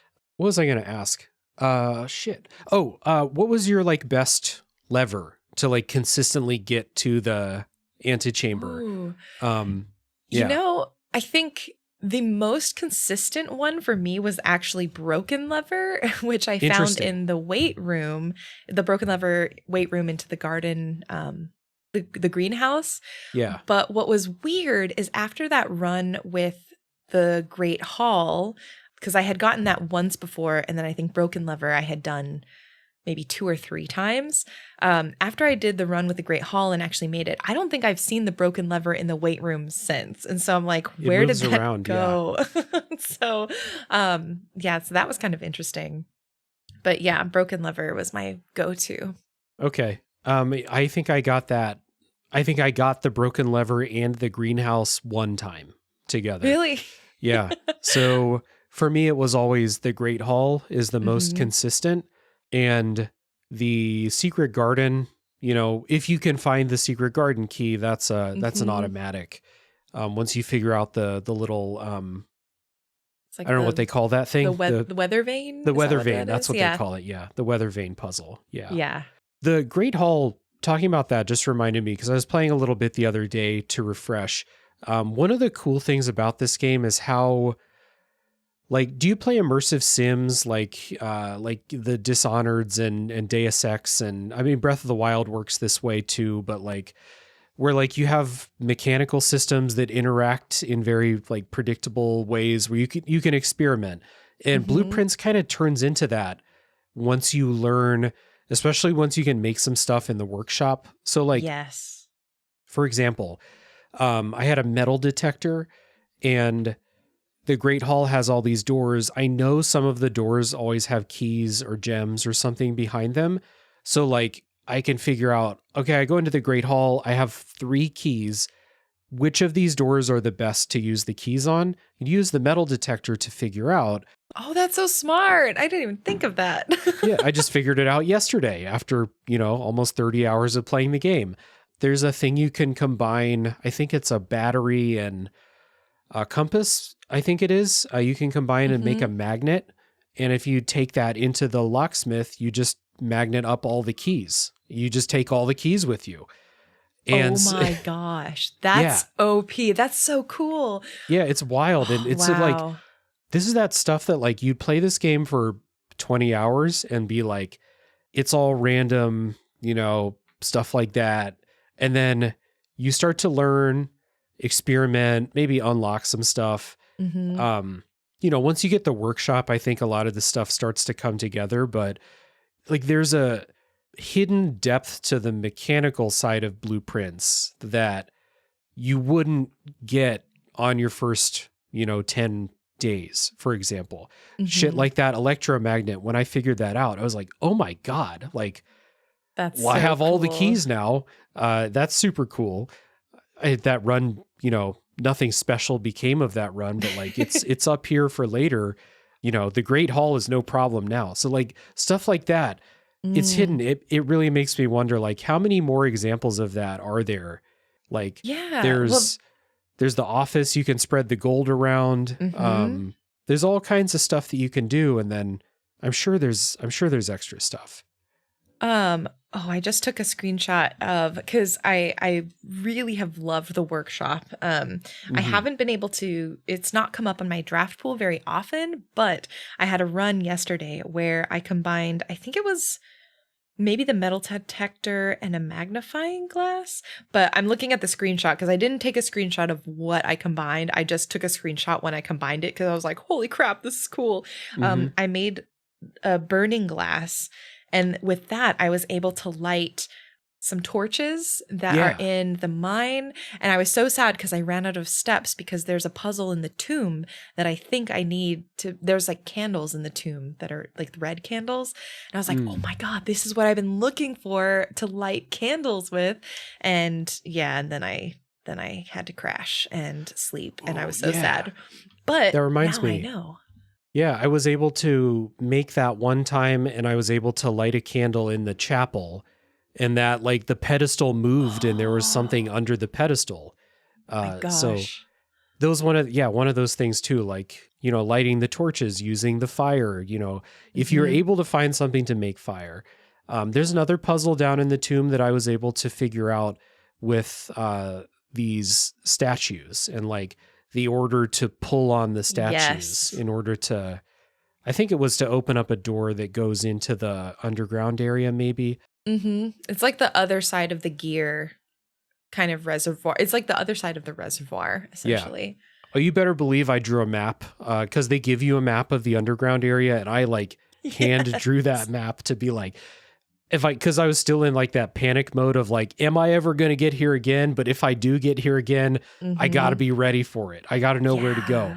Can't run out of steps, you know? So my gosh. Yeah, it's so incredible. And I think right now, there are a couple other puzzles that I really loved. Because after you roll credits, you solve, you know, you get this is your home now. Yay. You're the Baron. You get a trophy list essentially. And they're like, here are the things that you can do, which and I'm like, they're insane. Great. Those trophies are wild. There's one that's a day 1 room 46 where I'm going to have to just look that up on YouTube and see how people are doing it. Cause that is masterful. I feel like if you are able to do that, that's next level. But some other puzzles that I had a great time with was the gallery room, where you have to look at like pieces of art on the wall and then figure out what titles they were. Yeah, I couldn't figure that out by myself. Man. That I was one so stumped. Took me so long. And it was funny because I had gotten to that room and I was like, I've never drafted this before. I bet you I'll never draft this again. You know what I mean? It's like, I know I'm not going to get it. And so since it's on my Steam Deck, I just like sat in that room for a couple of play sessions, just like thinking, and just put my Steam Deck to sleep. And I was like, I'm just going to sit here until I figure it out. I also got the key to the room 8 puzzle, which was really fun. I did that one. That one, I like, puzzles like that where it's like, here are the like, mini riddles. Place me in the right spot. I love those puzzles. I struggled with both of those that we talked about, but the room 8 one was a little bit easier. The one in the gallery, like I looked up the answers and I was like, okay, I see what you're doing here, but I'm pretty sure I wouldn't have figured that out. I might have had to do what you did and like put it in sleep mode, but that's a thing I've heard too. I would have liked a resume run feature. Like Returnal did this, where originally they had no save at all in Returnal, and then they patched in a thing where it's like you can suspend your run, and then the next time you boot the game up, you load your run, but your save is deleted. So it's not like not a thing you can save scum. But it is a way of like, because a run in Returnal can take an hour. It would be nice to save in the middle of that. And an average run in Blueprints was not an hour, but there were some where I was like deep into some shit and would have been nice to like put it down for the day. And that would have been a great example. I don't know what they would be hurting by letting you kind of suspend and resume like that, especially if it deletes your save when you load it back up again. Yeah, I agree. I think my ability to solve the puzzles was definitely enhanced by the fact that I played this on the Steam Deck and I could just put it to sleep and like kind of come back to the same puzzle after taking a nap or, you know, just taking time away from it. I initially had started, actually the very first day I played on my desktop, and I immediately kind of clocked that and I was like, I think I might want this on handheld. Smart. Yeah. I played probably like 2 days on, like 2 in-game days on Steam Deck, and the rest was all on my desktop, which I never put my Steam Deck in sleep mode, so that's probably why it didn't occur to me to do that, but that's a smart move. So that's one area of like piece of criticism I kind of agree with about this. There's another one. I'm curious how you feel. because now that we're in the spoiler section, we can just straight up say getting to room 46, rolling the credits is kind of like the beginning of blueprints. It's like, okay, now it's almost like now you've learned how to play the game. Now you're ready for the real shit. And so this game goes on for upwards of 100, 150 more hours, depending on, how long it all takes you. And I've heard a lot of people don't like this, the fact that like the whole game is basically after credits material. I really think it's like the placement of where you roll credits in that timeline is really messing with people. I think there's like a finality to rolling credits in a lot of the games we play. And so you roll credits, you're like, all right, moving on. But blueprints, even after you roll the credits, like you start the next day, you get the letter from your like great uncle or whatever. And it's very clear. And also your notebook is full of unsolved mysteries. So it's very clear that this is not the end of the game. So I don't know. What's your take on that? Yeah, I think this goes back to that, the sort of tiering of knowledge-based games and how they are often structured, where, you have the main game, and then you have the up until you roll credits, and that's the part for everyone, and then anything after credits and beyond are for like the extra sickos, the people who are die hard and like ready to go in. And I think I don't know, I have sort of mixed feelings about it, because I think it does lead to more people who, if they're not at that level, I think more people feel left out, because they're like, well, I played this and it was cool, but like there's so much, and maybe that goes into what people are saying about like the respecting their time element, because it's like, well, I put them this much time and I rolled credits and like I didn't even get all of this other, like I have to do more for this. And maybe that could, maybe there are some expectations that are not being met there. Yeah. But I think in some ways it's kind of a positive, because it provides like solid sort of offboarding points for people at these different places, where it's like, all right, if you like this kind of experience, you like these mysteries, you like these puzzles, you've rolled credits, you can be done. It's fine. You can walk away and you can be satisfied with what you've done here. And then if you're not satisfied, here's like the next level of things for you to do. And from conversations I've had, there is sort of one level of story and then at least one other level. So there's like 3 tiers total to blueprints that I've been hearing. And so like, I find myself as a person who often with these kind of games comfortably sits in that second tier. I probably won't hit the 3rd tier. I'll probably go to YouTube for that, Yeah. So I don't know. I think for me, I feel like it's a good overall structure, but I do think it does leave people feeling left out, and maybe like these games aren't a fit for them when they really could be. Yeah. It's just interesting that you were here for Animal Well, which is exactly the same type of structure. But like, I was thinking, the other games that we've mentioned, like Outer Wilds is over when you roll the credits. Like you might be able to go find some more, logs or something like that. But that game's effectively done when you roll the credits. Same with Return of the Obra Dinn, unless you roll the credits very early when you're first given the chance or something. But which I've encountered. In that, yes. But this is like the extreme example of like the Animal Well thing. But I don't understand this as like a criticism, because like you said, the game gives you a lot of chances to draw the line for yourself of how much you want out of blueprints. So like you could roll credits and be like, okay, I got to room 46, I'm done. Or you do that and you're like, oh, the Sanctum doors, that's interesting. Let me see what's going on there. I opened 2 Sanctum doors and then I was like, I think I'm good on this. And then, on and on and on. I don't even know I assume the Sanctum doors are the second layer, as you said.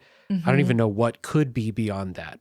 I'm sure it's right in front of me when I start a new run of blueprints, but having the chance to draw that line for yourself is not something that most video games do for you. You just roll credits, or maybe, you're playing an RPG, you go fight optional super bosses or whatever. But like most games, you play till the credits roll and then there's not much more game left. Mm-hmm. And then this is just so different. It's like, I kind of wonder, do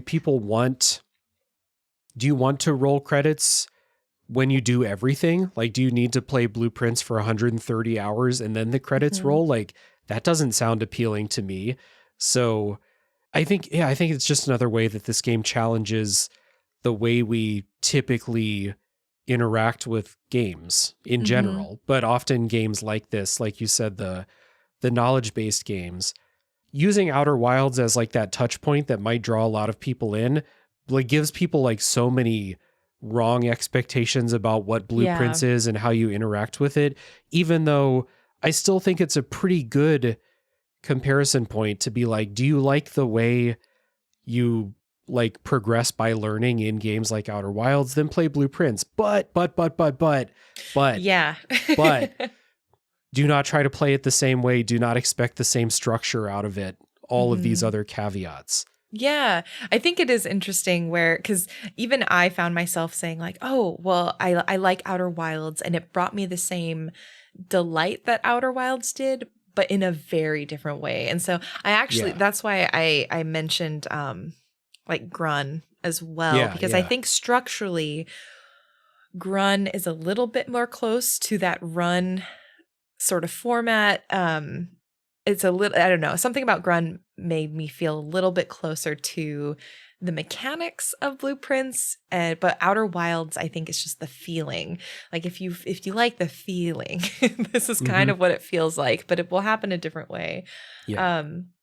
But yeah, I think, I don't know, it's a really interesting question that you ask in terms of where, like, would you want the credits to be at the 100% mark? And I would say absolutely not, because then you would just, I don't know, you'd just feel who would make it to credits. Yeah, exactly. 0.01% of the people who played it. And I think it's really smart of these developers to say, in any of these games that have these structures where it's like, we are going to make it so that people feel satisfied when they can get to the end. And that's the end for them.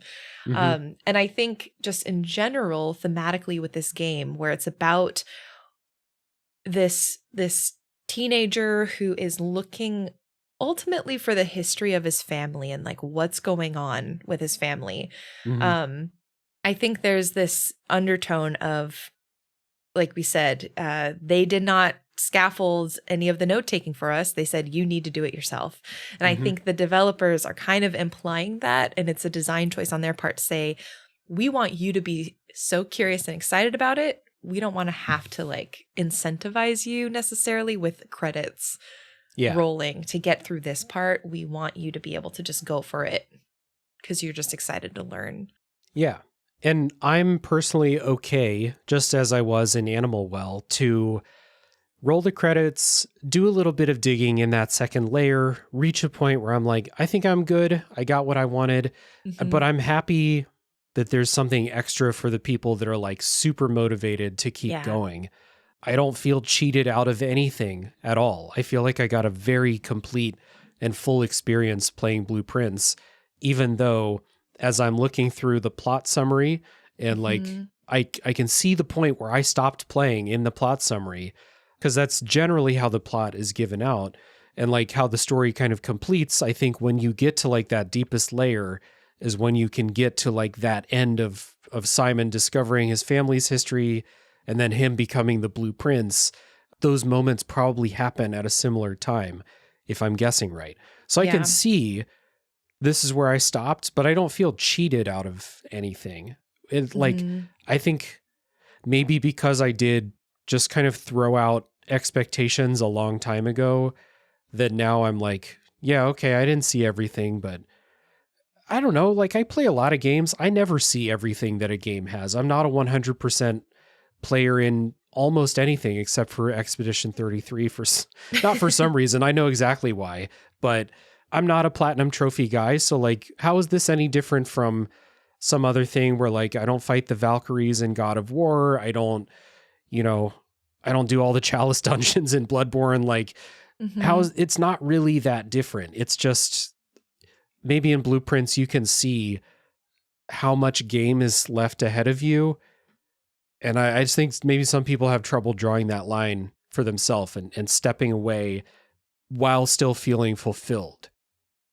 Yeah. Yeah, I agree. I think it's hard because in a game like this, where if you've been trained to continue asking questions, you've created all these goals and you have already set a bunch of questions for yourself.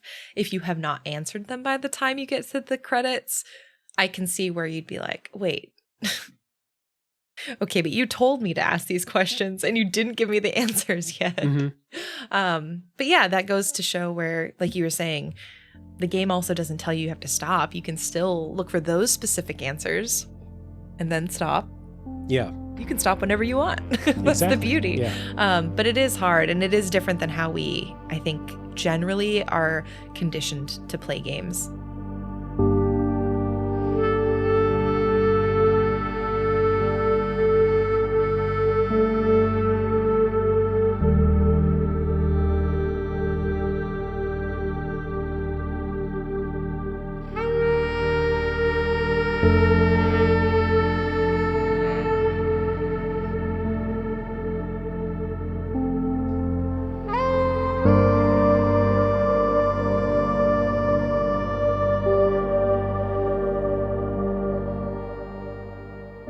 Also, what I think is interesting, and I'm totally trusting what other people have written and said at this point, but I think it's interesting that as of this point of recording, and the last time I kind of checked around, nobody is really sure when this game is over. Nobody's really sure, what's the last puzzle? No one knows. People think that they found everything, but they're still not sure because they still have unsolved mysteries that, they're is this, like we were talking before recording, is this DLC that's coming later? Is this something that we just haven't solved yet? Basically any puzzle game, a community of people will get together and just crack it instantly. And Blueprints has not followed that really well. And I think it's interesting that number one, no one knows how deep it goes. And number two, again, I took this from that article on GameSpot, but that's kind of what the story is about too, is about people not knowing where all of this ends, basically. You can find a note in her ladyship's chamber that's just a big spiral, and it asks, does this ever end? And I found that, and I was like, yeah, does it ever end? You tell me, game. But then looking at the backstory and everything, that's a pretty complete story, I feel like. But the characters seem to have gone through that same kind of how deep does this go? When does this ever end? Struggle that the players go through. I don't know how Tonda Ross and collaborators made this game this big, but it's crazy. I think we said the same thing about Animal Well when we were doing this, but this seems much bigger than Animal Well. Yeah, I think at least Animal Well felt in its various sort of tiers of endings somewhat conclusive. I mean, it's been a minute, so maybe I'm misremembering, but I felt a sense of closure when I finished Animal Well. And from what I hear, and I'm still going through, I'm still finding the probably last letter or two, the red letter too. I'm still piecing together some of the histories and the stories, but from what I've heard from friends who've gone to the 150 hour plus playtime with this game, that conclusiveness is not something that they felt, which I do think is really interesting. Especially we haven't talked too much about the narrative exactly, which we'll probably get into. Let's do it. But I think the idea of not knowing how something has ended is a very real feeling that we experience. And if this developer is trying to convey that via this game, I think that is brilliantly done, if that is his intention. Yeah, I mean, this is a story about, number one, a death. That's how the story begins, is a death in the family. And then you learn about the backstory with Simon's mom and how she disappeared and was never seen from again, basically. And so in that, we have a bunch of things where there's a lack of closure there. And so tying that in with a lack of closure that players feel, especially the players that play the most, I mean, to marry the theme of this one major theme of the story, the feeling that a lot of these people get when they get to the deepest level they can and it's still not finished, like that's real shit. That's really brilliant. And I'm just taking it based on other people's words. But I trust what I hear out there about the game and about from the people who have gotten that far. I thought the backstory that you learn is really cool.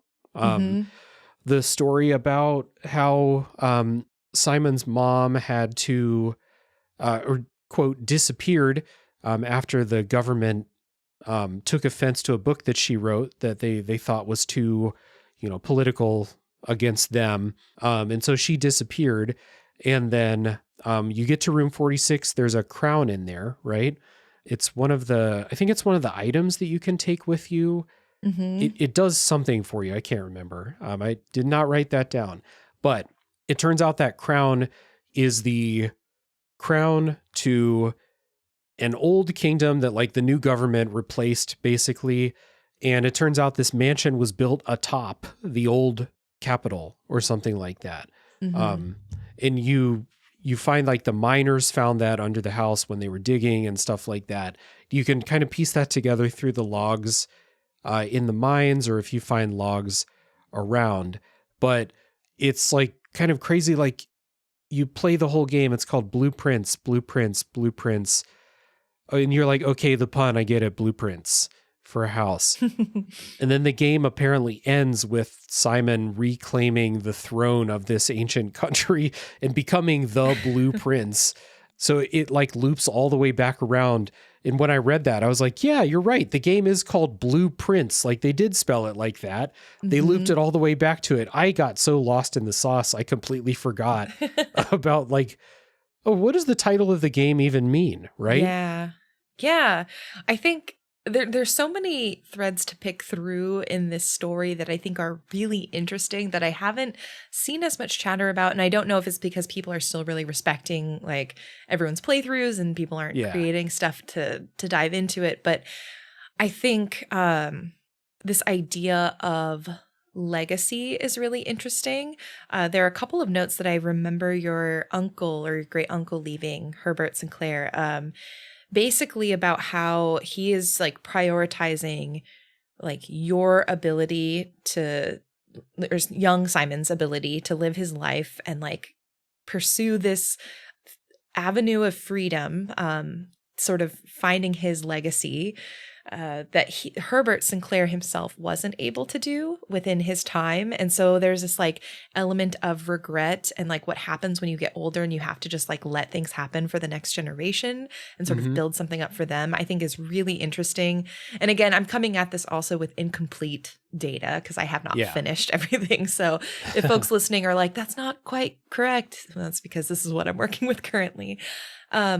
What's interesting too is the government that sort of usurped the original government seems to have been much more controlling, much more like authoritarianistic, it feels like, because they're censoring books.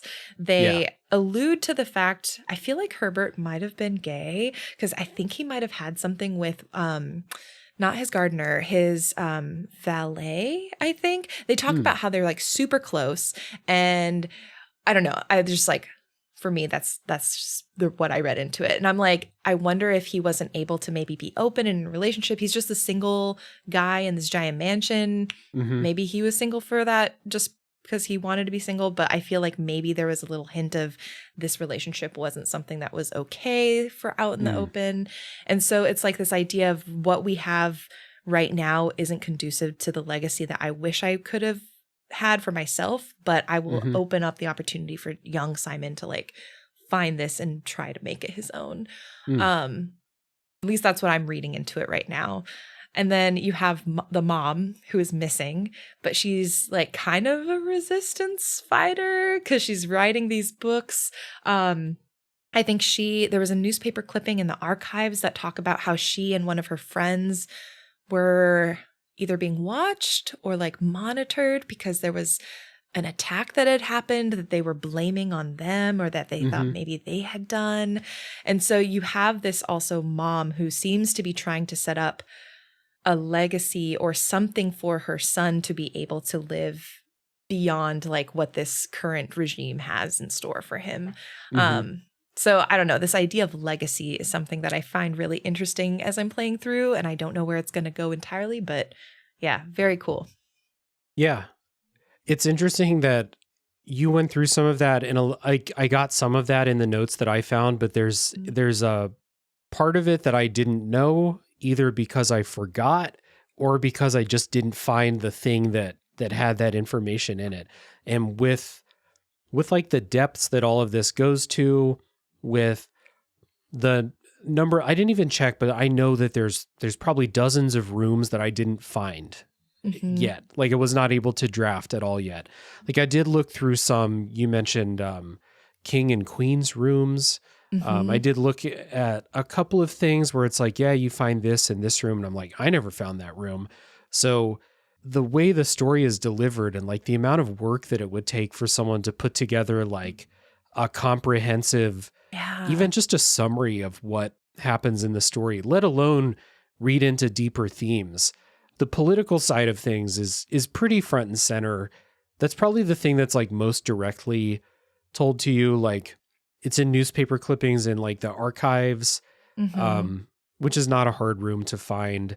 The library has a bunch of books that have like text blacked out. And then one of the books has a note from the police that's like, this is a banned book. Like, we're glad that you gave us this copy with all the redacted text. We know you have an unredacted one, basically. Like, we know you're hiding something from us. Like, we're going to catch you eventually, like that kind of thing. So definitely that authoritarian, like regime that's in there right now. But to know that like this basically comes all the way to the point of like, I don't know if Simon's like reviving the old kingdom, but he's that's what it says. He takes the throne at the end of it.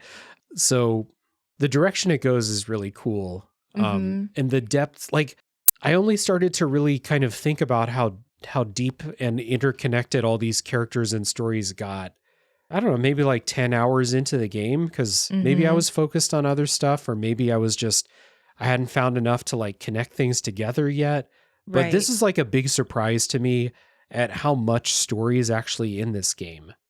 Same. I was anticipating a little bit, just from what I had played in the demo, because in the demo itself, I think the archives were there, so you saw some of the newspaper clippings, even in the Next Fest version. But the depth of this is really interesting. I am really fascinated because I haven't gotten to the point where Simon has like found the crown and like become officially the prince.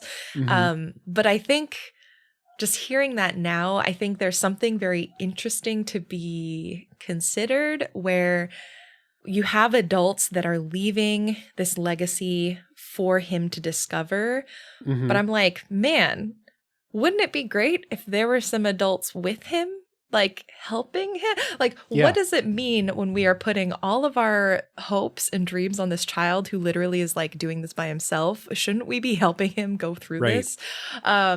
So that's it's interesting to hear. And so, yeah, this is actually making me more excited to go deeper than I thought I was going to go into this game. I thought maybe I was going to play like 10 more hours and call it and maybe watch a YouTube video. But now I'm thinking maybe I do want to spend a bit more time.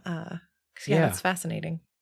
I guess so. Like Simon's mom must feel like she can't come back and help Simon do this. Like she can't show her face anymore. And Herbert Sinclair was like knew what's up and like helped her steal the crown from the museum, but like publicly he kind of disowned her, like washed his hands of her And there's a part of the story where like one of the red letters you get is from the gardener being like, I know that you disowned her. It's fucked up that you did that. How could you do that to your daughter? And like the plot summary I read said that he blackmailed Herbert. That was like the public facing side, but behind the scenes, he's actually working. But like, so like you said, they're all doing this to help set up Simon for this. And it's kind of fucked up to place this like responsibility on him, you know, like I get that you can't do it because one of them's dead. I don't know. His mom might be dead. I don't know, but like kind of fucked up to just be like, all right, well, like here's your manor. And we really hope you discover that you're actually supposed to be the prince of this kingdom. And like, hey, please bring our homeland back to glory, Simon. Like, why else would they be doing this? Right. Like, so that he could have a nice crown and be like, when guests come over to the manor, just be like, hey, look what I got. You know, technically I'm the prince of Orinda Aries or whatever the country's called. Surely they must want something greater from him. So like, what responsibility are they putting on him by sending that legacy his way? Yeah. Like that's kind of weird. So, again, the world is a bit wild right now, just in real life. And so, and I think one phrase I often hear people talk about IRL is like, the kids get it. Like the future's in the hands of the kids. And I'm like, yeah, but we're still here. Yeah. Like, we can still do stuff. And so, I don't know, maybe it's a bit too early for me to connect that. But at least at this point, I'm wondering perhaps if there's any commentary or thought on that, where it's like, you're putting all this on a child. And it seems like you have these hopes and dreams for him, but who is here to support him right now to be able to get some of that stuff done? Yeah. When I did a podcast about Mother 3 with Rebecca Valentine, and she kind of summed up a thing that happens in that story that really fits with this whole idea, where she said, basically, we always put all of our burdens and hopes and dreams on like the most vulnerable people. And so like in this case, it's kids. And it's like, I think maybe in this story, like one of them's dead. One of them probably can't come back if they're still alive, his mom. But it is definitely putting an unfair burden on Simon if they actually want him to return. If they want this to be anything more real than like a neat trivia fact about him in his life, right? But that in real life, it's the same way. Like you said, the future's in the kid's hands, but like, hey, I'm not even 40 yet. Like I can still do something. I don't need to put all the burden on like teenagers and just hope that they turn out okay and that they save the world. And like, who knows what's going on with the rest of the family, with Simon's family. What's Simon's dad's story? Like, do we know that? Yeah, well, there was a note. Oh, dang it. My Steam Deck just died because these things have no battery life. But I remember there was a note from Simon's dad, which was really interesting because I cannot remember the exact content, but I remember it being a bit frustrated and antagonistic to Herbert.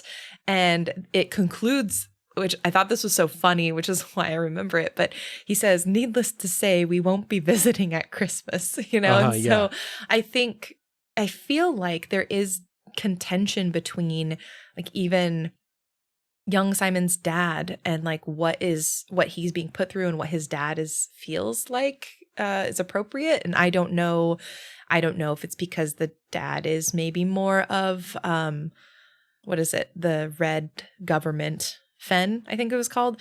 If the dad is more sympathetic with Fen causes, or if the dad just doesn't even know what's going on, or if the dad does know and he feels like it's unfair. So that's something actually I should probably make a note to investigate further.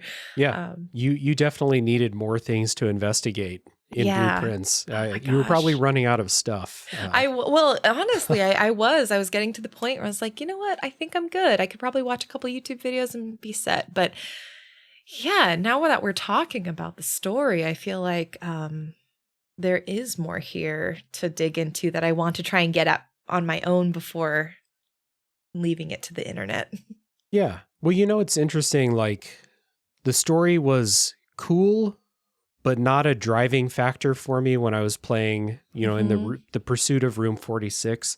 But I can see how, well, like what you just said, but given, you know, a fresh, you know, experience, I can Mm-hmm. see the story becoming more of a driving, like motivating factor as maybe these mysteries get harder to solve. Maybe dots get harder to connect, but you're like, okay, so Simon's mom, you know, stole this crown and there's this crown here.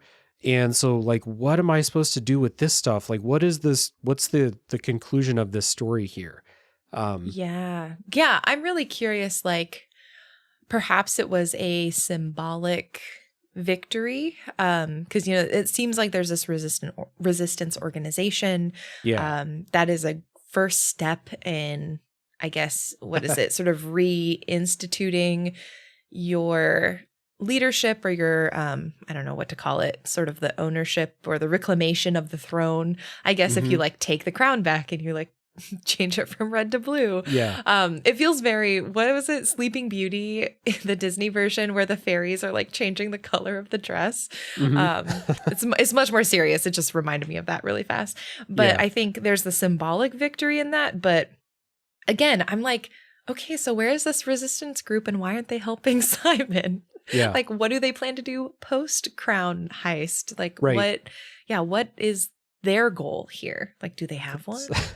That's the Blueprints DLC, is where Yeah. Simon becoming the Blueprints galvanizes the resistance and they all rally up around him, and you overthrow the government by drafting special new rooms. You draft the war room and you draft the armory and the training grounds and all that stuff. Right. And yeah. Who knows? Yeah. There's some other stuff that I heard about, like things that people said that they were able to do in Blueprints, but I might be misremembering them. I might want to leave them because you said you're going to play more. So yeah, I think that's where I'm good with ending this. Definitely interesting, definitely fun to kind of just like theorize about the story, even though I definitely didn't experience it for myself and only half understand it, but fun to kind of talk through it a little bit and then to go through some discoveries that we had and stuff like that. Hopefully anyone who's still here with us had fun going along for story time, and then a little diversion into like, hey, what's this story actually about? What do we think's going on here? I don't know if the story was intended to be like that deep, but you know, you said a long time ago now, the developer had a history in film. Is that right? That makes a lot of sense with how, you know, you can compose a shot in a scene with a ton of hidden detail if you know what you're looking for. And that's basically Blueprints right there. So it makes a lot of sense to me. And well, we never set out to be comprehensive, but this has been a good time at least going through and just throwing stuff out there.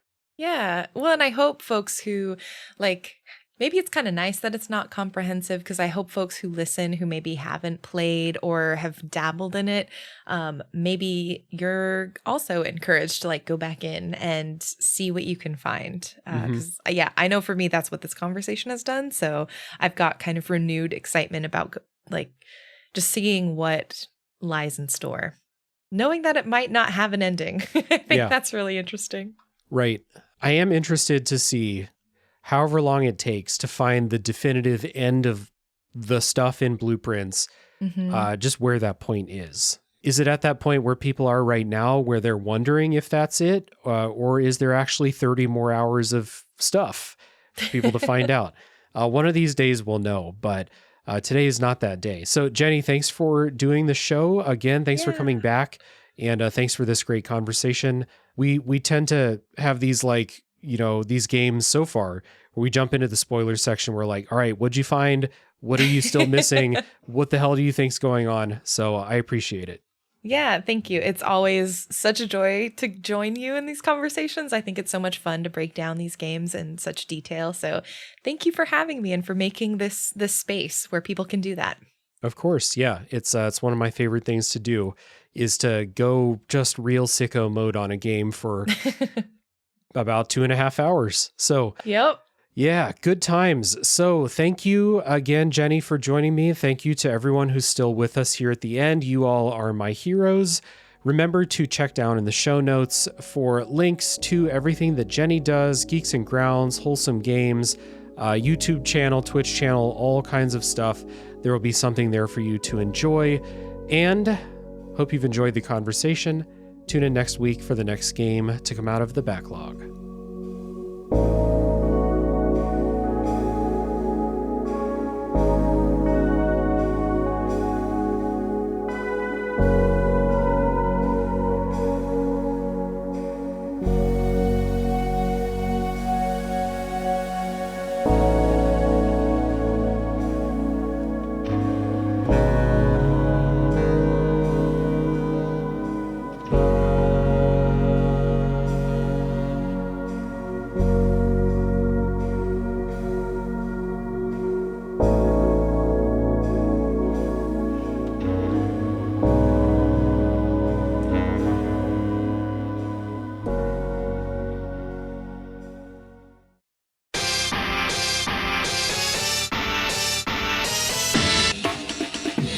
Listen to Flashback 64, the chronological Nintendo 64 podcast. Hosts Gooey, McKenna, and friends flashback to the 90s and early 2000s with a look at the Nintendo 64's catalog and its contemporary cultural and historical context. Starting with the console's launch titles and proceeding in release order, we discuss classics like GoldenEye, Super Mario 64, and Star Fox 64, as well as some not-so-beloved games, lesser-known titles, and everything in between. Along with game-specific deep dives, we also cover other bits of pop culture from the time, like films, music, and more. Subscribe wherever you get your podcasts.